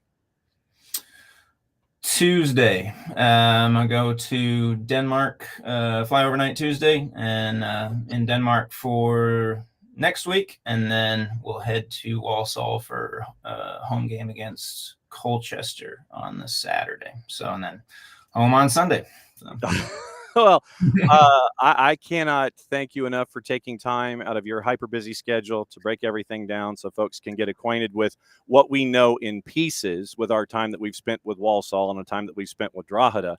And obviously, you know, it's fun for us to be able to kind of see what's going on and see the development there as well, and open up those windows for our audience, obviously, here in the United States. I can't thank you enough for taking time to kind of put the top end conversation to all of the pieces that we've been talking about. Now, I can't thank you enough for this, Ben. It's been a real education. And for me personally, to find out the why and to find out the how that's going on there at Trivela, I can't thank you enough for doing this. Well, appreciate it, Jones. Enjoyed chatting with you today, and let's do it again. Absolutely. So like I always tell everybody, you know where the garage door opener is, and you know where the key is under the mat. So if you ever want to just knock on the door, sit there and go, hey, we got something going on, you know that the door is open. You can drop by anytime, Ben. It's great to see you, my friend. Be safe traveling over there. And we're going to be keeping an eye on what's going on and be watching games whenever we can and find out what's going on with everybody overseas. Thanks for dropping by the morning show. Thanks, John. There we go. That's Ben Boycott. And he is founding director and CEO of Trivela Group based in Birmingham. And they are part of the multi-club ownership model that has Silkeborg in Denmark, Drogheda in Ireland, Walsall in England, and in Togo as well, with what you're seeing with Trivela in Togo. So if you want to find out more, they've got a corporate website, and you can go and find out about all of the different clubs. It's trivelagroup.com, and you can go and see what's going on there with them.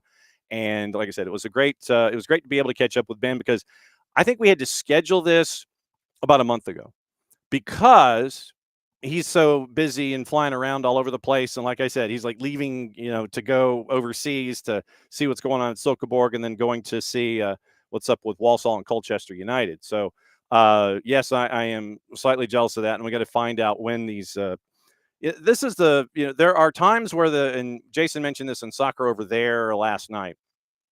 There are a couple of times this year where the Tuesday 2:45 Eastern kick will be Walsall matches. And it'll be an opportunity for us to go to the brew house and watch the Walsall matches and catch up with them and see what's going on. As right now they're at the top of the table in EFL League 2 and are chasing after promotion to League 1. So it'll be fun to continue that watch. And yes, I could not leave Nofo Brewing the last time I was there without getting the Walsall jersey. And I know that I'm probably going to end up buying a lot more stuff from Walsall and having it here in the office. And the boss will probably wear all the Walsall gear first, because that's usually how it goes. So I can't thank Ben enough for that. And we're going to, now that it's at 10:30, we do have a bit of an update from Tom Bogert now about the North Carolina FC situation, as his conversations continue to evolve this morning. Let me get you into the second conversation and thoughts that Tom had. It's a bit of an update, and it's steering itself toward the new Division I aspect of North Carolina FC. So to start, Bogert reported about an hour ago, once again, they're not fielding a team in the USL Championship in 2026. They have the playoff game against Rhode Island FC this weekend, just to kind of recap everything. Sources expect that the club will finish their playoff run this year in USL Championship. Players with contracts now end after 2 months. So the updated story, as of about a half hour ago, finished third in the Eastern Conference. They've got Rhode Island FC on Saturday. Once again, sources are anticipating that the club is going to finish the playoff run.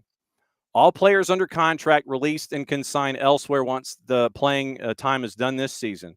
Any player with a guaranteed contract through 26 will now end after 25, and they'll get 2 months' salary instead. Sources added North Carolina has applied for membership into USL's new Division I league set to start in 28. Club's plan is to wait until then to field a men's team again. North Carolina FC's current USL membership is due to expire after this season. They're working on a stadium solution for Division I as well. No guarantee it'll get membership. USL believes that the market is one that would make sense in Division I. And once again, still waiting for comment from North Carolina FC and from the USL. And once again, remember, it's been owned by Steve Malik, who also owns the Courage. That has happened since 2015. And it was starting off as Carolina Railhawks. They 2017, they go to NCFC, hoping to become an MLS expansion club. That did not happen. Now you have the idea that North Carolina FC, in whatever form they plan to be in. So Cary Football Club, or North Carolina FC playing in Cary, North Carolina, their membership ends in USL Championship at the end of this season. Now it appears they're going to try and wait and regroup and be a part of the Division I league in USL that starts in 2028. So they're going to be around as an entity and a venue after this season when they're no longer part of USL Championship. And it is going to be them applying for membership into the Division I league, but they have to come up with a larger stadium than they have in Cary, North Carolina. Wake Med Soccer Park. So what's the current capacity at Wake Med in Cary? So let's check it really quickly here. First Horizon Stadium at Wake Med, currently listed capacity of 10,000. And so if I'm not mistaken, you've got to be at least 15 to satisfy a Division I component. And it is also a 23-year-old facility that cost $14 million to make, and then another $6 million in expansion. So they have invested almost $21 million in the stadium itself to get it to 10,000, which is where it currently is. But apparently after this year, North Carolina FC is going to cease to exist as a USL Championship club, and they're going to lie in wait as an ownership group and a market until 2028, and hope that they will be allowed into the USL Division I grouping. And we'll keep an eye on that. We'll see if we can catch up with folks and see once we know more information, we'll try and catch up with folks and maybe have them on either tomorrow late Thursday, or on Thursday in the 9 o'clock hour to kind of lay things out as we know them there in the Raleigh-Durham area. So that is the update that we have on what's going on with North Carolina FC, as it appears they're going to go dormant for 3 years. 2 years probably, with a year runway to make sure that they're a part of the Division I aspect in USL Division I. and then figure out the stadium situation and go from there. So that's where we are right now, according to Tom Bogert, and the future of North Carolina FC. So we'll keep an eye on that, and let's see if there is any collateral issue with North Carolina Courage in the NWSL, or if they're just going to continue to be, and it's just two separate aisles in the grocery store, and Courage are what Courage are. North Carolina FC is going to cease as they are. So we'll keep an eye on that as we go. All right. It is bottom of the hour. Time to catch up with our friend Jason Stevens and find out what's going on in his mind when it comes to the economics of soccer. So we go from economics on bad news to economics in the legal system overseas and finding out about what's going on with PSR in the Premier League. Here's our conversation with Jason Stevens as we continue to find out about the economics of soccer. So our conversation this week, when you sent your notes, I think it's brought to us by UEFA this week. It's like UEFA here. So it's like the shopping list is like UEFA 1 and 2. We did talk outside of your segment last week. I just kind of glossed over it a little bit about where a club in particular wants €5 billion because of something that didn't happen. What's the details here?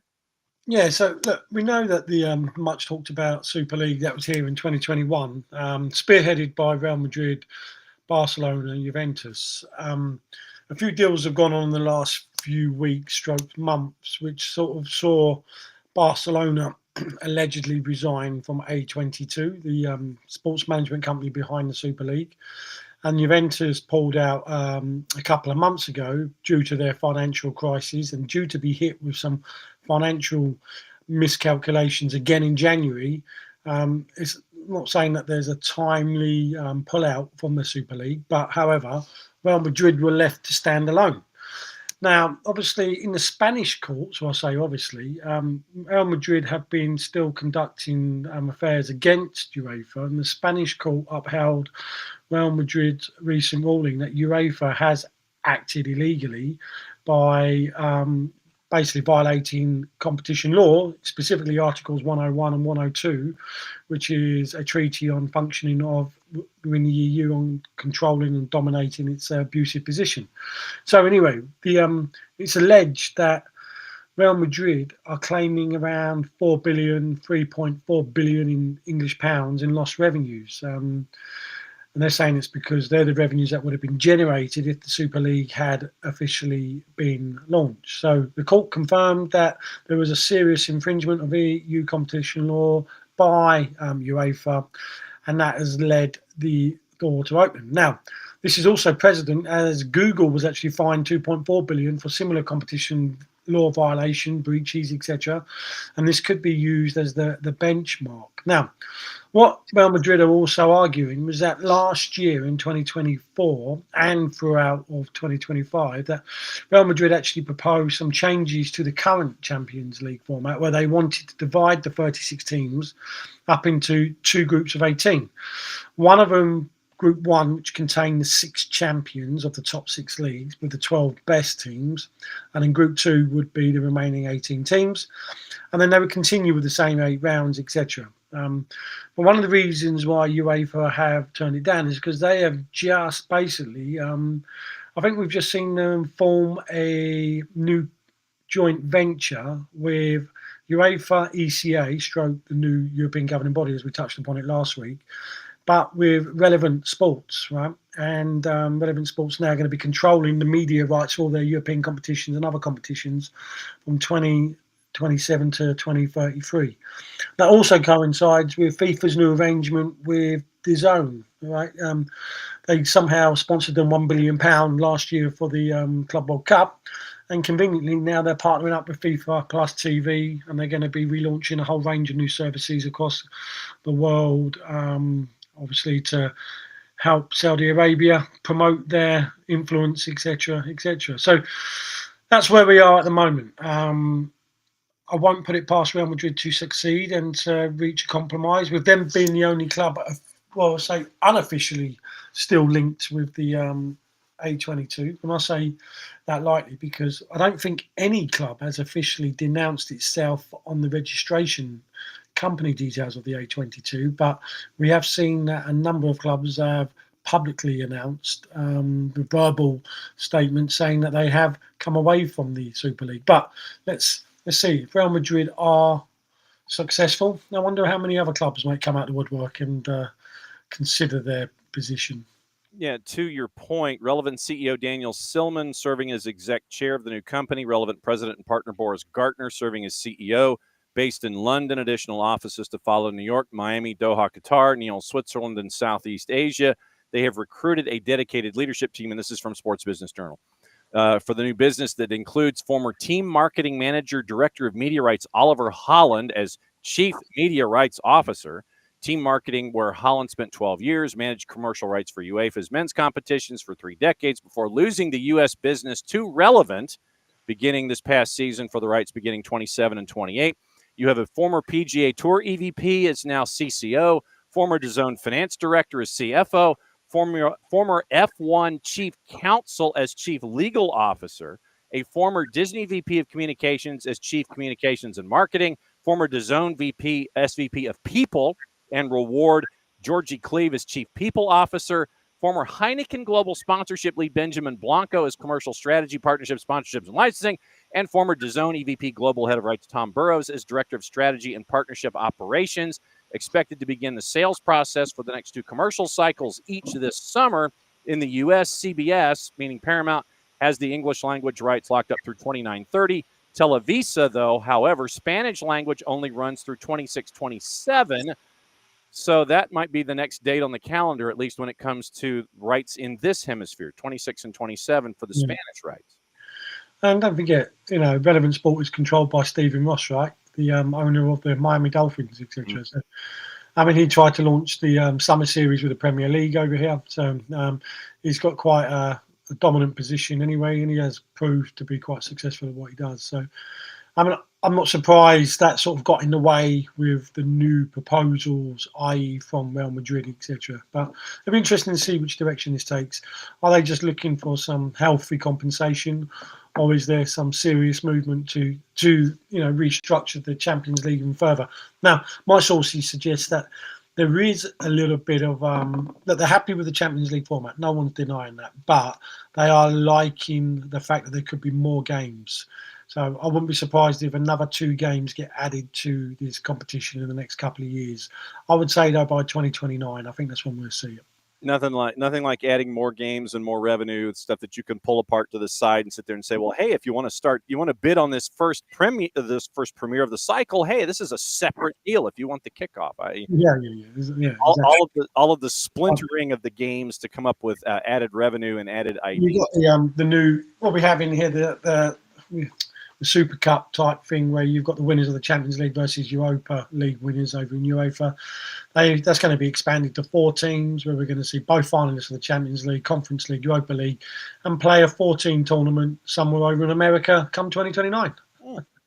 All right, so what's next on your list of things to discuss, sir? Well, while we're continuing with the theme of UEFA, we've got another £20 million potential lawsuit against UEFA by a company called Matchvision, a Chilean sports consultancy which claims to have created this Champions League format. I think there's been many people in their own bedrooms that have created an innovative format, playing computer games, etc. But hey, apparently they copyrighted this back in 2006, and they actually called it the POTS concept.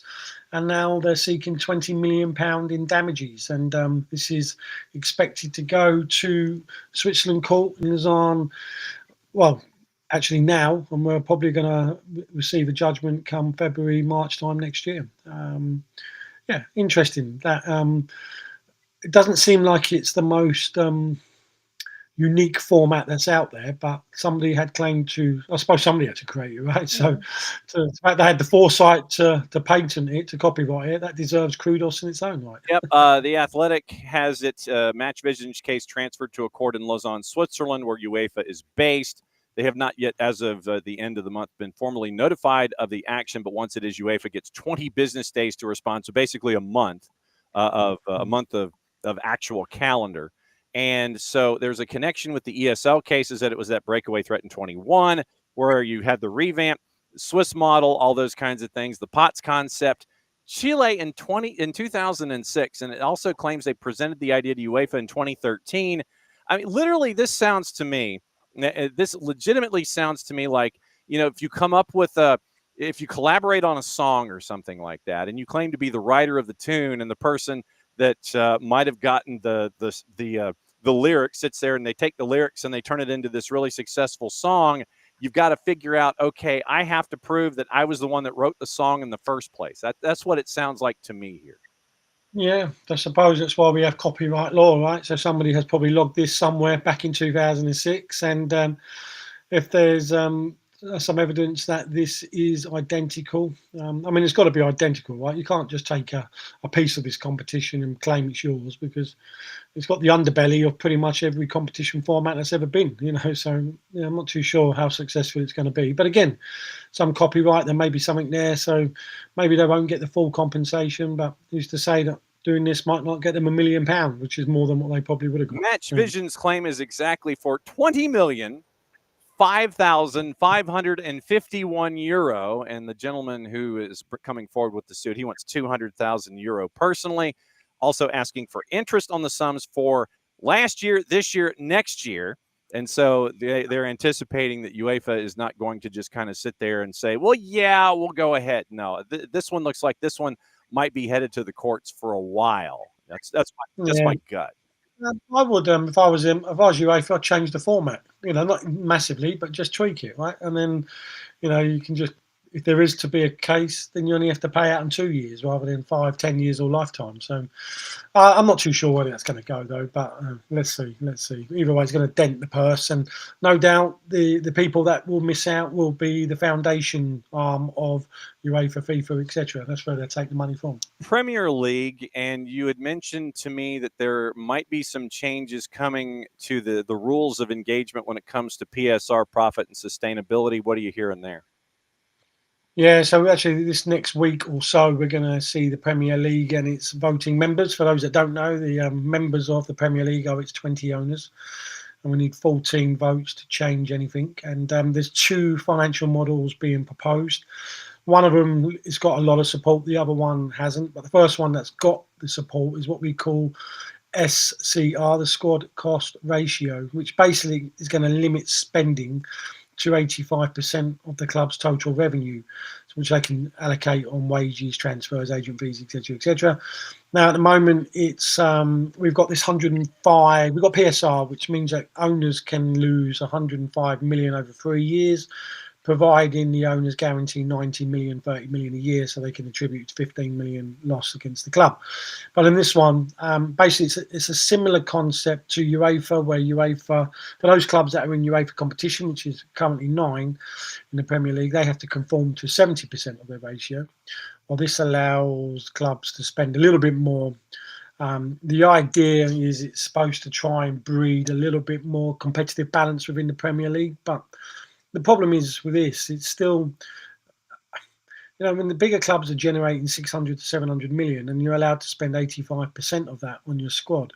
If the clubs are generating 678 million and the middle clubs are only generating 200 million, then it's just going to breed competition imbalance, right? So that's model number 1. Whereas model number 2 sort of favours the other end of the table and actually restricts the top clubs. So what they're sort of predicting here is something called the TBA, which is top to bottom anchoring system, which is based on the broadcasting money that the bottom team will earn in the Premier League. At the moment, that's 110 million, so a ratio of times 5. So clubs will be allocated 510 million. Now, that will benefit all the clubs up from 20 all the way up to about 6. And then, but what that does on the big clubs like Liverpool, Arsenal, Man United, Man City means that they won't be able to compete with the big clubs of Europe, right? Because we've started to see their clubs now. Real Madrid, Bayern Munich yesterday, they've sort of announced that they're turning over €1 billion now euros in revenue. So if they're already at that, I mean, obviously the big clubs are only concerned about UEFA, the Super League, stroke better competitions there, whereas the clubs in the Premier League want to try and bridge that gap and have that opportunity to compete in those competitions, right? So they need a bigger gap. So Premier League is at a real, I'll say, fragile state at the moment, because I'm not sure they're going to find a model that's going to suit both, but they're going to have to come to some sort of compromise at the moment. I mean, listen, if me and you were in the room and we were sort of suggesting ideas, and I'm in favour of creating a once every, what we have a leap year, right, every 4 years, maybe a model like that where it allows club owners just to spend an extra 100, 200 million if they want to every 4 years, then that way it helps potentially bridge the gap. And as long as they don't attribute it to the club, maybe it gives them the opportunity to show that they really do want to invest and bridge that gap in the competition element. But I suppose governance here is to basically encourage sustainability. We don't see many clubs in the Premier League suffering from that. We had Portsmouth back in the early part of the century, but since then, any clubs that get into distressed state, they tend to get bought out for a healthy sum anyway. So, yeah, I mean, this is an interesting one, because the Premier League wants to stay top of the curve, right? And that means in Europe, and it's in terms of its broadcasting deals on a global scale as well. And it needs that competitive balance within that league.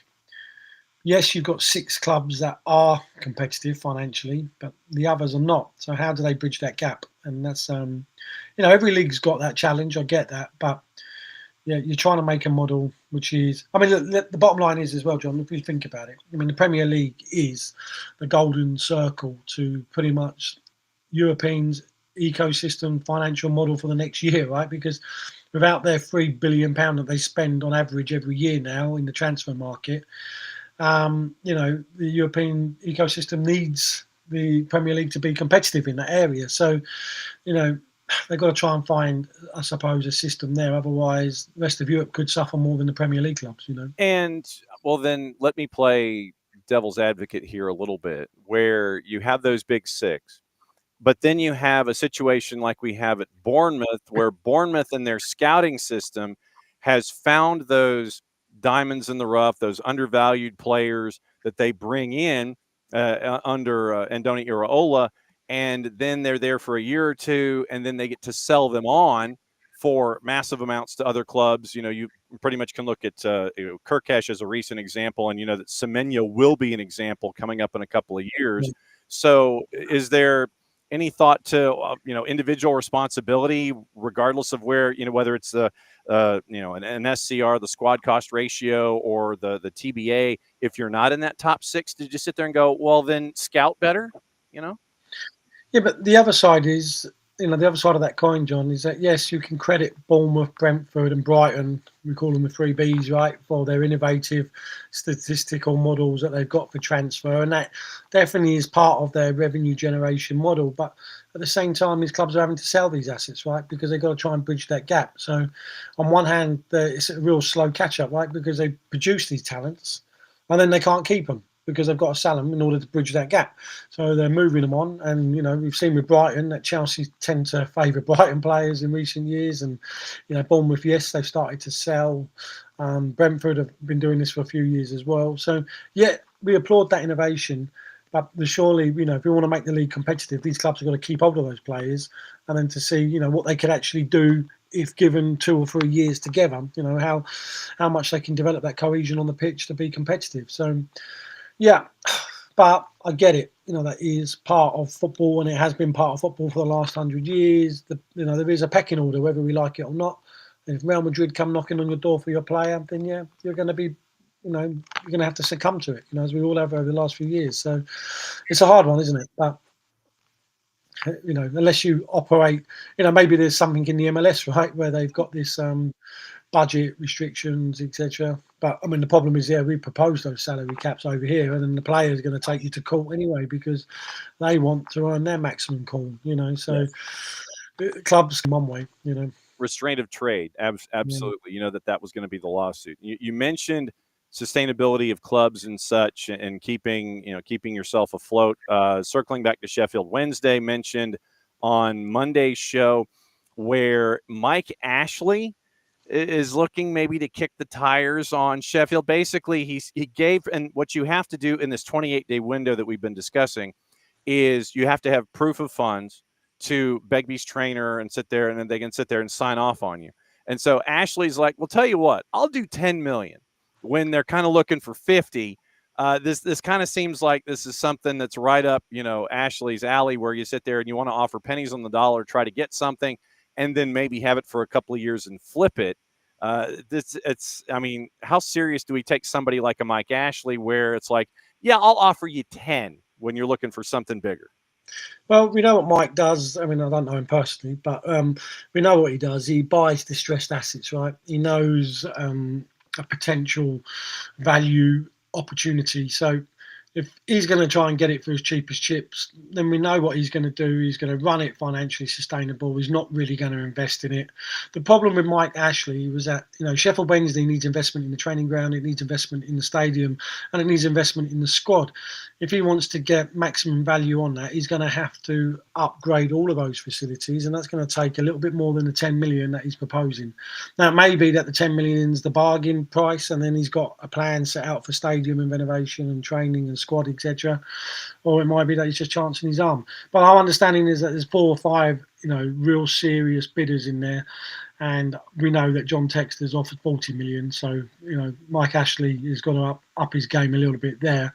But we also believe that there's a couple of American groups that have stayed anonymous at the moment, and they seem to be the front runners. Mike Ashley's just releasing, I think, statements out there to make himself relevant. He's tried to buy a couple of clubs in the last few years. But unfortunately with Mike, his reputation at Newcastle is going to stay with him.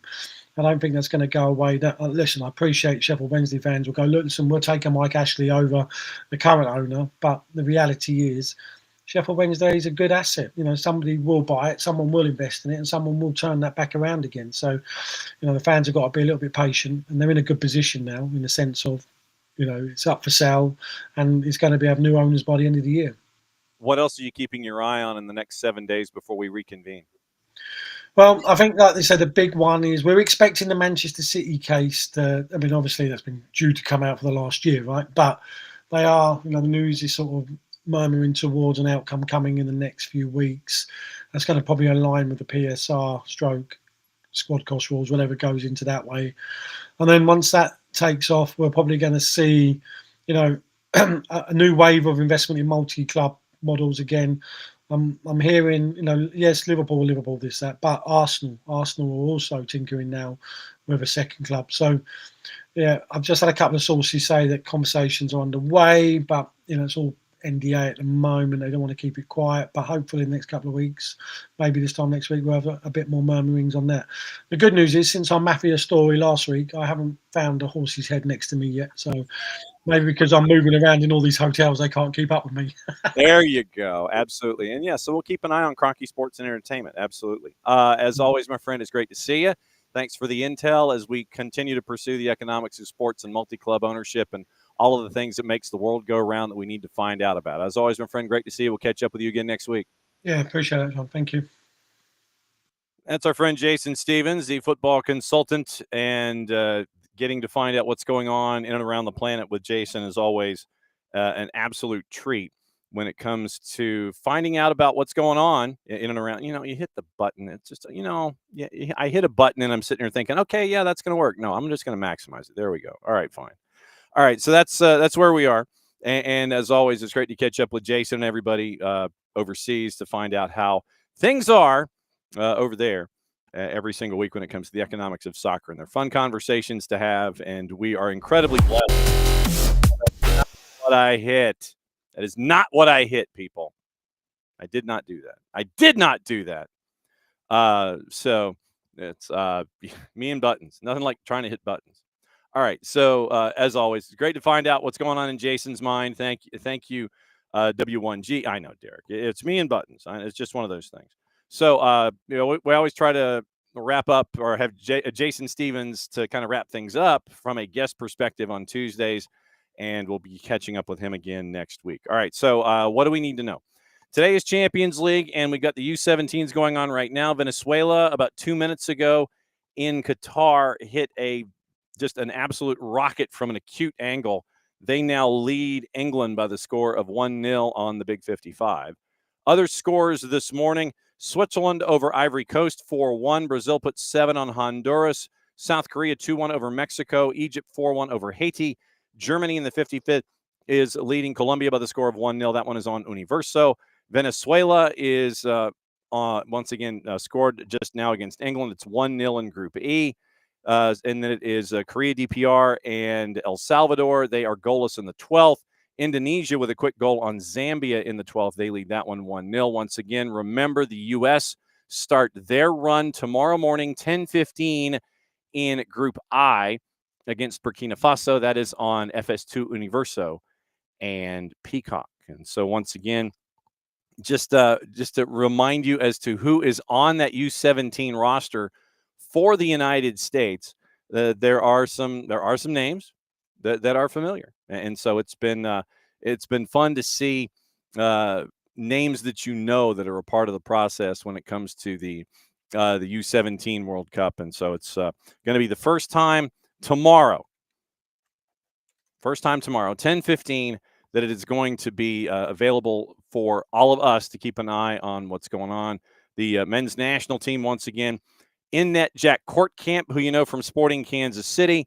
William Lodmel, who is from born in Portugal, but he is attached to the U.S. U17s, and Aiden Stokes with Red Bulls. Defenders, Christopher Cupps, that you know from Chicago Fire 2. Jordan Griffin from Philadelphia Union 2. Pedro Guimaraes from Orange County FC. Ramiz Hamuda from Birmingham Legion. Enrique Martinez from LAG. Gio Villa from RSL. Midfield, Maximo Carrizo, NYCFC. You've seen him if you've been watching the twos. Luca Moisa from RSL, Cooper Sanchez, Atlanta United, Kevin Sullivan from Philadelphia, Jude Terry and Mateo Sequeiros from LAG, Jude Terry from LAFC. Your forwards, Chase Adams from Crew, Matisse Albert from Borussia Dortmund, born in El Segundo, California. Then Fasa Burkimas from Charlotte FC. You know him from the time that we got to spend calling the matches against Crown Legacy. Julian Hall from Red Bulls 2, Jameer Johnson from Union 2, and Kellen LeBlanc from Philadelphia Union 2, and they are part of the World Cup qualifying roster as well. So that is that's where things are. Once again, tomorrow morning it is 10:15 in Al Rayyan, FS2 Universo and Peacock. So we'll keep an eye on that. All right, Juice Box is going into Champions League today, and then we'll get into what to watch, where to watch it, and how to watch it, amongst all the other things going on. And we got into it a little bit last night, so we'll see how the juice boxes may have changed overnight when it comes to the Champions League. Venezuela has just scored again, so heading into stoppage time in the first 45. 2 minutes have been added. Venezuela is now up 2-0. 12:45, Napoli favored against Eintracht Frankfurt at a -159. Arsenal a -417 at Slavia Prague, who's a +1251. 3 o'clock, all the other matchups. So if you want to go Golasso, you certainly can. It is Atleti. They are -417 against Royal Union Saint-Gilloise. Saint-Gilloise, by the way, a +1017. Bodo Glimt favored at home against Monaco at a +120. Monaco a +197. Juve favored at home on the plus side against Sporting at a +106. The friends from Portugal, Sporting CP, are a +266. Liverpool, slight favorite at home against Real Madrid, even though they've lost 4 of their last 6. Real Madrid's won 13-14. Real Madrid a +163 on the road as a dog. Liverpool a +144. Olympiacos favored at a +152, hosting PSV at a +166. PSG, and this is really your matchup of the 3 o'clocks. If you weren't going to be locked into Liverpool and Real Madrid, then you're going to be paying attention to PSG and Bayern. Just have 2 screens up. It's probably the easiest way. PSG slightly favored. Literally, the juice box purveyors threw a blanket over the whole thing. They're within the margin of error. PSG a +156, Bayern a +159. Your draws a +273. Spurs, big favorite against FC Copenhagen. Tottenham is a -238. Draws a +373. And the FC Copenhagen to win is a +673. So what to watch, where to watch it, how to watch it. Tomorrow, league phase continues in the in Champions League. CBS Sports Network has Napoli, Frankfurt, Spurs, and Copenhagen. FS2, once again, England, Venezuela is the tail end of their doubleheader. Telemundo had Mexico and South Korea on this morning. 2 to NA, Slavia Prague and Arsenal at 12:45. Liverpool, Real Madrid at 3. Unimas simulcasting Slavia Prague and Arsenal. Univision is it simulcasting Liverpool and Real Madrid. All the Champions League games are on Paramount Plus. 3 matches in the English Championship are coming up, 2 at 2:45. Ipswich, Watford, Leicester, Middlesbrough, Coventry City, and Sheffield United are at 3 on the women's side. On the Plus, Northern Super League, Vancouver and Ottawa, they're at 10 o'clock. Also, if you are locked into your favorite colleges as we get into postseason play, keep an eye on their social media channels, and you can find out if they're still active, where those matches are. And I would probably start with the Plus for the matches themselves, but go to your favorite college team and their social media platform to find out the times as to the when and the where that you can watch them. Let's take a quick tour and find out what's going on news-wise, see if we've missed anything. Garrett Southgate says he's done with doing national team managing. So he's pretty much done with that. Once again, remember Trent Alexander-Arnold and the context of Liverpool and Real Madrid. He gets to head back, and apparently folks have just decided to vandalize a mural near Anfield. Grow up. Let's see. David Beckham was knighted by King Charles in a Windsor Castle ceremony a handful of hours ago. You have, let's see, Thomas Frank, who is apparently already ruffling feathers with his roster at Spurs. And Wolves apparently were stunned that Gary O'Neill walked away. You know, they've let him go once. Gary O'Neill kind of was interested. Then they're like, Gary O'Neill's kind of like, nah, I think I'm good. Now Wolves are apparently stunned, and Big Sam, Sam Allardyce, has decided to continue to put his CV in the ring. So keep an eye on that. Once again, we talk about folks that just want to put their name out there to put their name out there. Big Sam is doing that in this particular cycle. So keep an eye on that. 6 England players joined 3 from Spain in the FIFA Pro Women's starting 11. It is Hampton, Bronze, Bright, Williamson, Russo, and Kelly from England. You have Bonmati, Putelis, and Battle from Spain, Chebak from Morocco, and Barbara Banda from Zambia. That is your 11. The men's 11, by the way, Donnarumma, Van Dijk, Hakimi, Mendes, Bellingham, Cole Palmer, Pedri, Vitinha, Dembele, Mbappe, and Lamine Yamal. So that is that's the rundown of the news out of the Guardian. Let me check and see if there's any other like breaking stuff that's going on that we might have missed. And once again, keep an eye on the situation at North Carolina FC, because it appears once again that it's going to be the team is disbanding and leaving USL Championship after this year, and they're looking to jump back in when the USL has their Division I league in 2028 if they cross all of the I's and hit all the boxes and everything. That's what they're aiming for. They have a stadium situation they have to address, among other things. But apparently next season, North Carolina FC, their license in USL Championship will have expired, and they are not going to be participating in USL Championship next year. We're going to try and effort Kaylor Hodges and get his thoughts on the situation at North Carolina FC. Victor Gyökeres has been ruled out until after the international break with an injury. North London derby return is targeted, came off of halftime of Arsenal's win at Burnley, did not travel to Prague for the Champions League match. They're hopeful that Gyökeres will be ready by the end of the month, and hoping he can return alongside Gabriel Martinelli, neither of whom are going to be active for the matchup against Slavia Prague. Minor muscle issue for Gyökeres, and that was in the matchup against Burnley. Martinelli has been out since pulling up with a muscular issue in the win over Crystal Palace. Odegaard, Havertz, Madueke could also return by then. Arteta said last week, difficult to judge time frame with 2 weeks of an international break still to come. He admitted his concerns with the signing, not travel, with the £55 million signing, not joining the squad going forward. Wolves might be, the name that was floated this morning was Eric Ten Hag, but that's apparently very unlikely in this case. If I'm anybody, and we're talking about Wolves, why would I go to Wolves? Considering how many dudes they've let go and where the situation is with Wolves when they have a manager.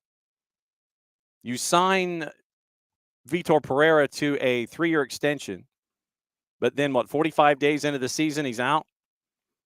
Gary O'Neill pulls out of talks. Jeff Shee, the chairman, sporting director Domenico Tetti, and Matt Jackson, the director of development, drawing up a short list.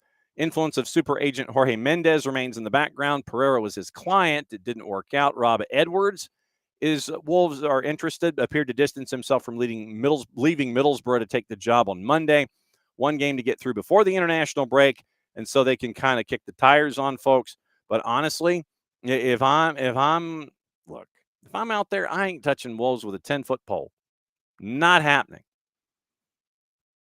So Gary O'Neill pulled out yesterday. And so, yeah, if I'm anywhere close, and Wolves fans groups have pulled together in an open letter to Fosun outlining their concerns when it comes to Wolves in and of itself, they're just going to continue to be concerned because I do not see this changing with Wolves. Once again, the manager listing with Fosun as their owners. Let's go back. Kenny Jackett left in 2016. Zenga lasted 17 matches. Paul Lambert lasted 33. Nuno lasted almost 200. That gets you to 2021. Bruno Lage lasted 51. Lopetegui lasted 27. Gary O'Neill lasted 63. Sacked December 15th of 24. Vitor Pereira lasted 38. He was 14, 6, and 18. And it's been a miserable start this year. So, and this is competitive first team matches over time. If I'm on a short list, I don't want it. Unless I'm really to a point to where I'm that desperate for a paycheck, knowing I'm going to get sacked because of the inconsistency of the ownership group when it comes to keeping managers. I don't want it. I wouldn't take it. Not interested. And I would be interested. I will be intrigued to see who does take it at this point. That's kind of where I am in all of this. I wouldn't take it. I wouldn't recommend that you take it. Just enjoy it. Just enjoy chasing after other things. Please do. So, morning, Abby. Morning, Ricky. Morning, Derek. Yes. Yeah. I mean, 45, literally, David, 45 days. There's like 45 days within the season. So, literally, Vitor Pereira with this year. So, he signs a 3-year extension. He signed a 3-year extension. And the hook in that was this, that if you get sacked, we don't have to pay you the full thing. We don't have to pay you the full ride if we sack you and you don't make it to the end of the deal. I don't know why Vitor Pereira took that deal, but anyway. Signed a 3-year extension, wording in the contract, they didn't have to pay him the parachute payment on the way out the door. 0-2-8. 0-2-8 this year for Wolves. And they are 8 points adrift of safety after the first 10 matches. So you are just over 25% of the schedule done. You're 0-2-8. You've only scored 7 goals all year. Forest has only scored 7 goals all year, but there's other stuff in play. Next up for Wolves is Chelsea. Then they have the international break. Good luck. And I know that the fans there for Wolves and the fans that make it to the Molineux, they are just as diehard as everybody else. But literally, Wolves are like Watford, just up in the Prem. Watford in their managerial situation, it's just like, oh, we'll sack you. No, we'll sack you too. And so it's getting to that point with Wolves. 0-2-8 to start the season. And as we say, that's not good. Yeah, David, what is this number? What is this number? And for the record, the matchup this weekend involving Wolves is the late game on Saturday. They are at Chelsea, and they were plus 735. So they probably are going into the November international break with 9 losses in their first 11 matches. 9 in their first 11. They've lost 3 in a row after getting 2 draws. So literally they started the year 0-5. They get 2 draws. Now they've lost 3 in a row. Scored 7, given up 22, and you are 8 points adrift right now. I mean, at least with Forrest and Sean Dyche, you got a point last time out. You're 4 points back of Burnley. West Ham got a win that they really needed because they only had 4 points going into the weekend. Wolves, 10 matches in, are adrift. And that's not good. And like I said, I wouldn't recommend you for the Wolves job. I don't care who's listening. I don't care who's watching.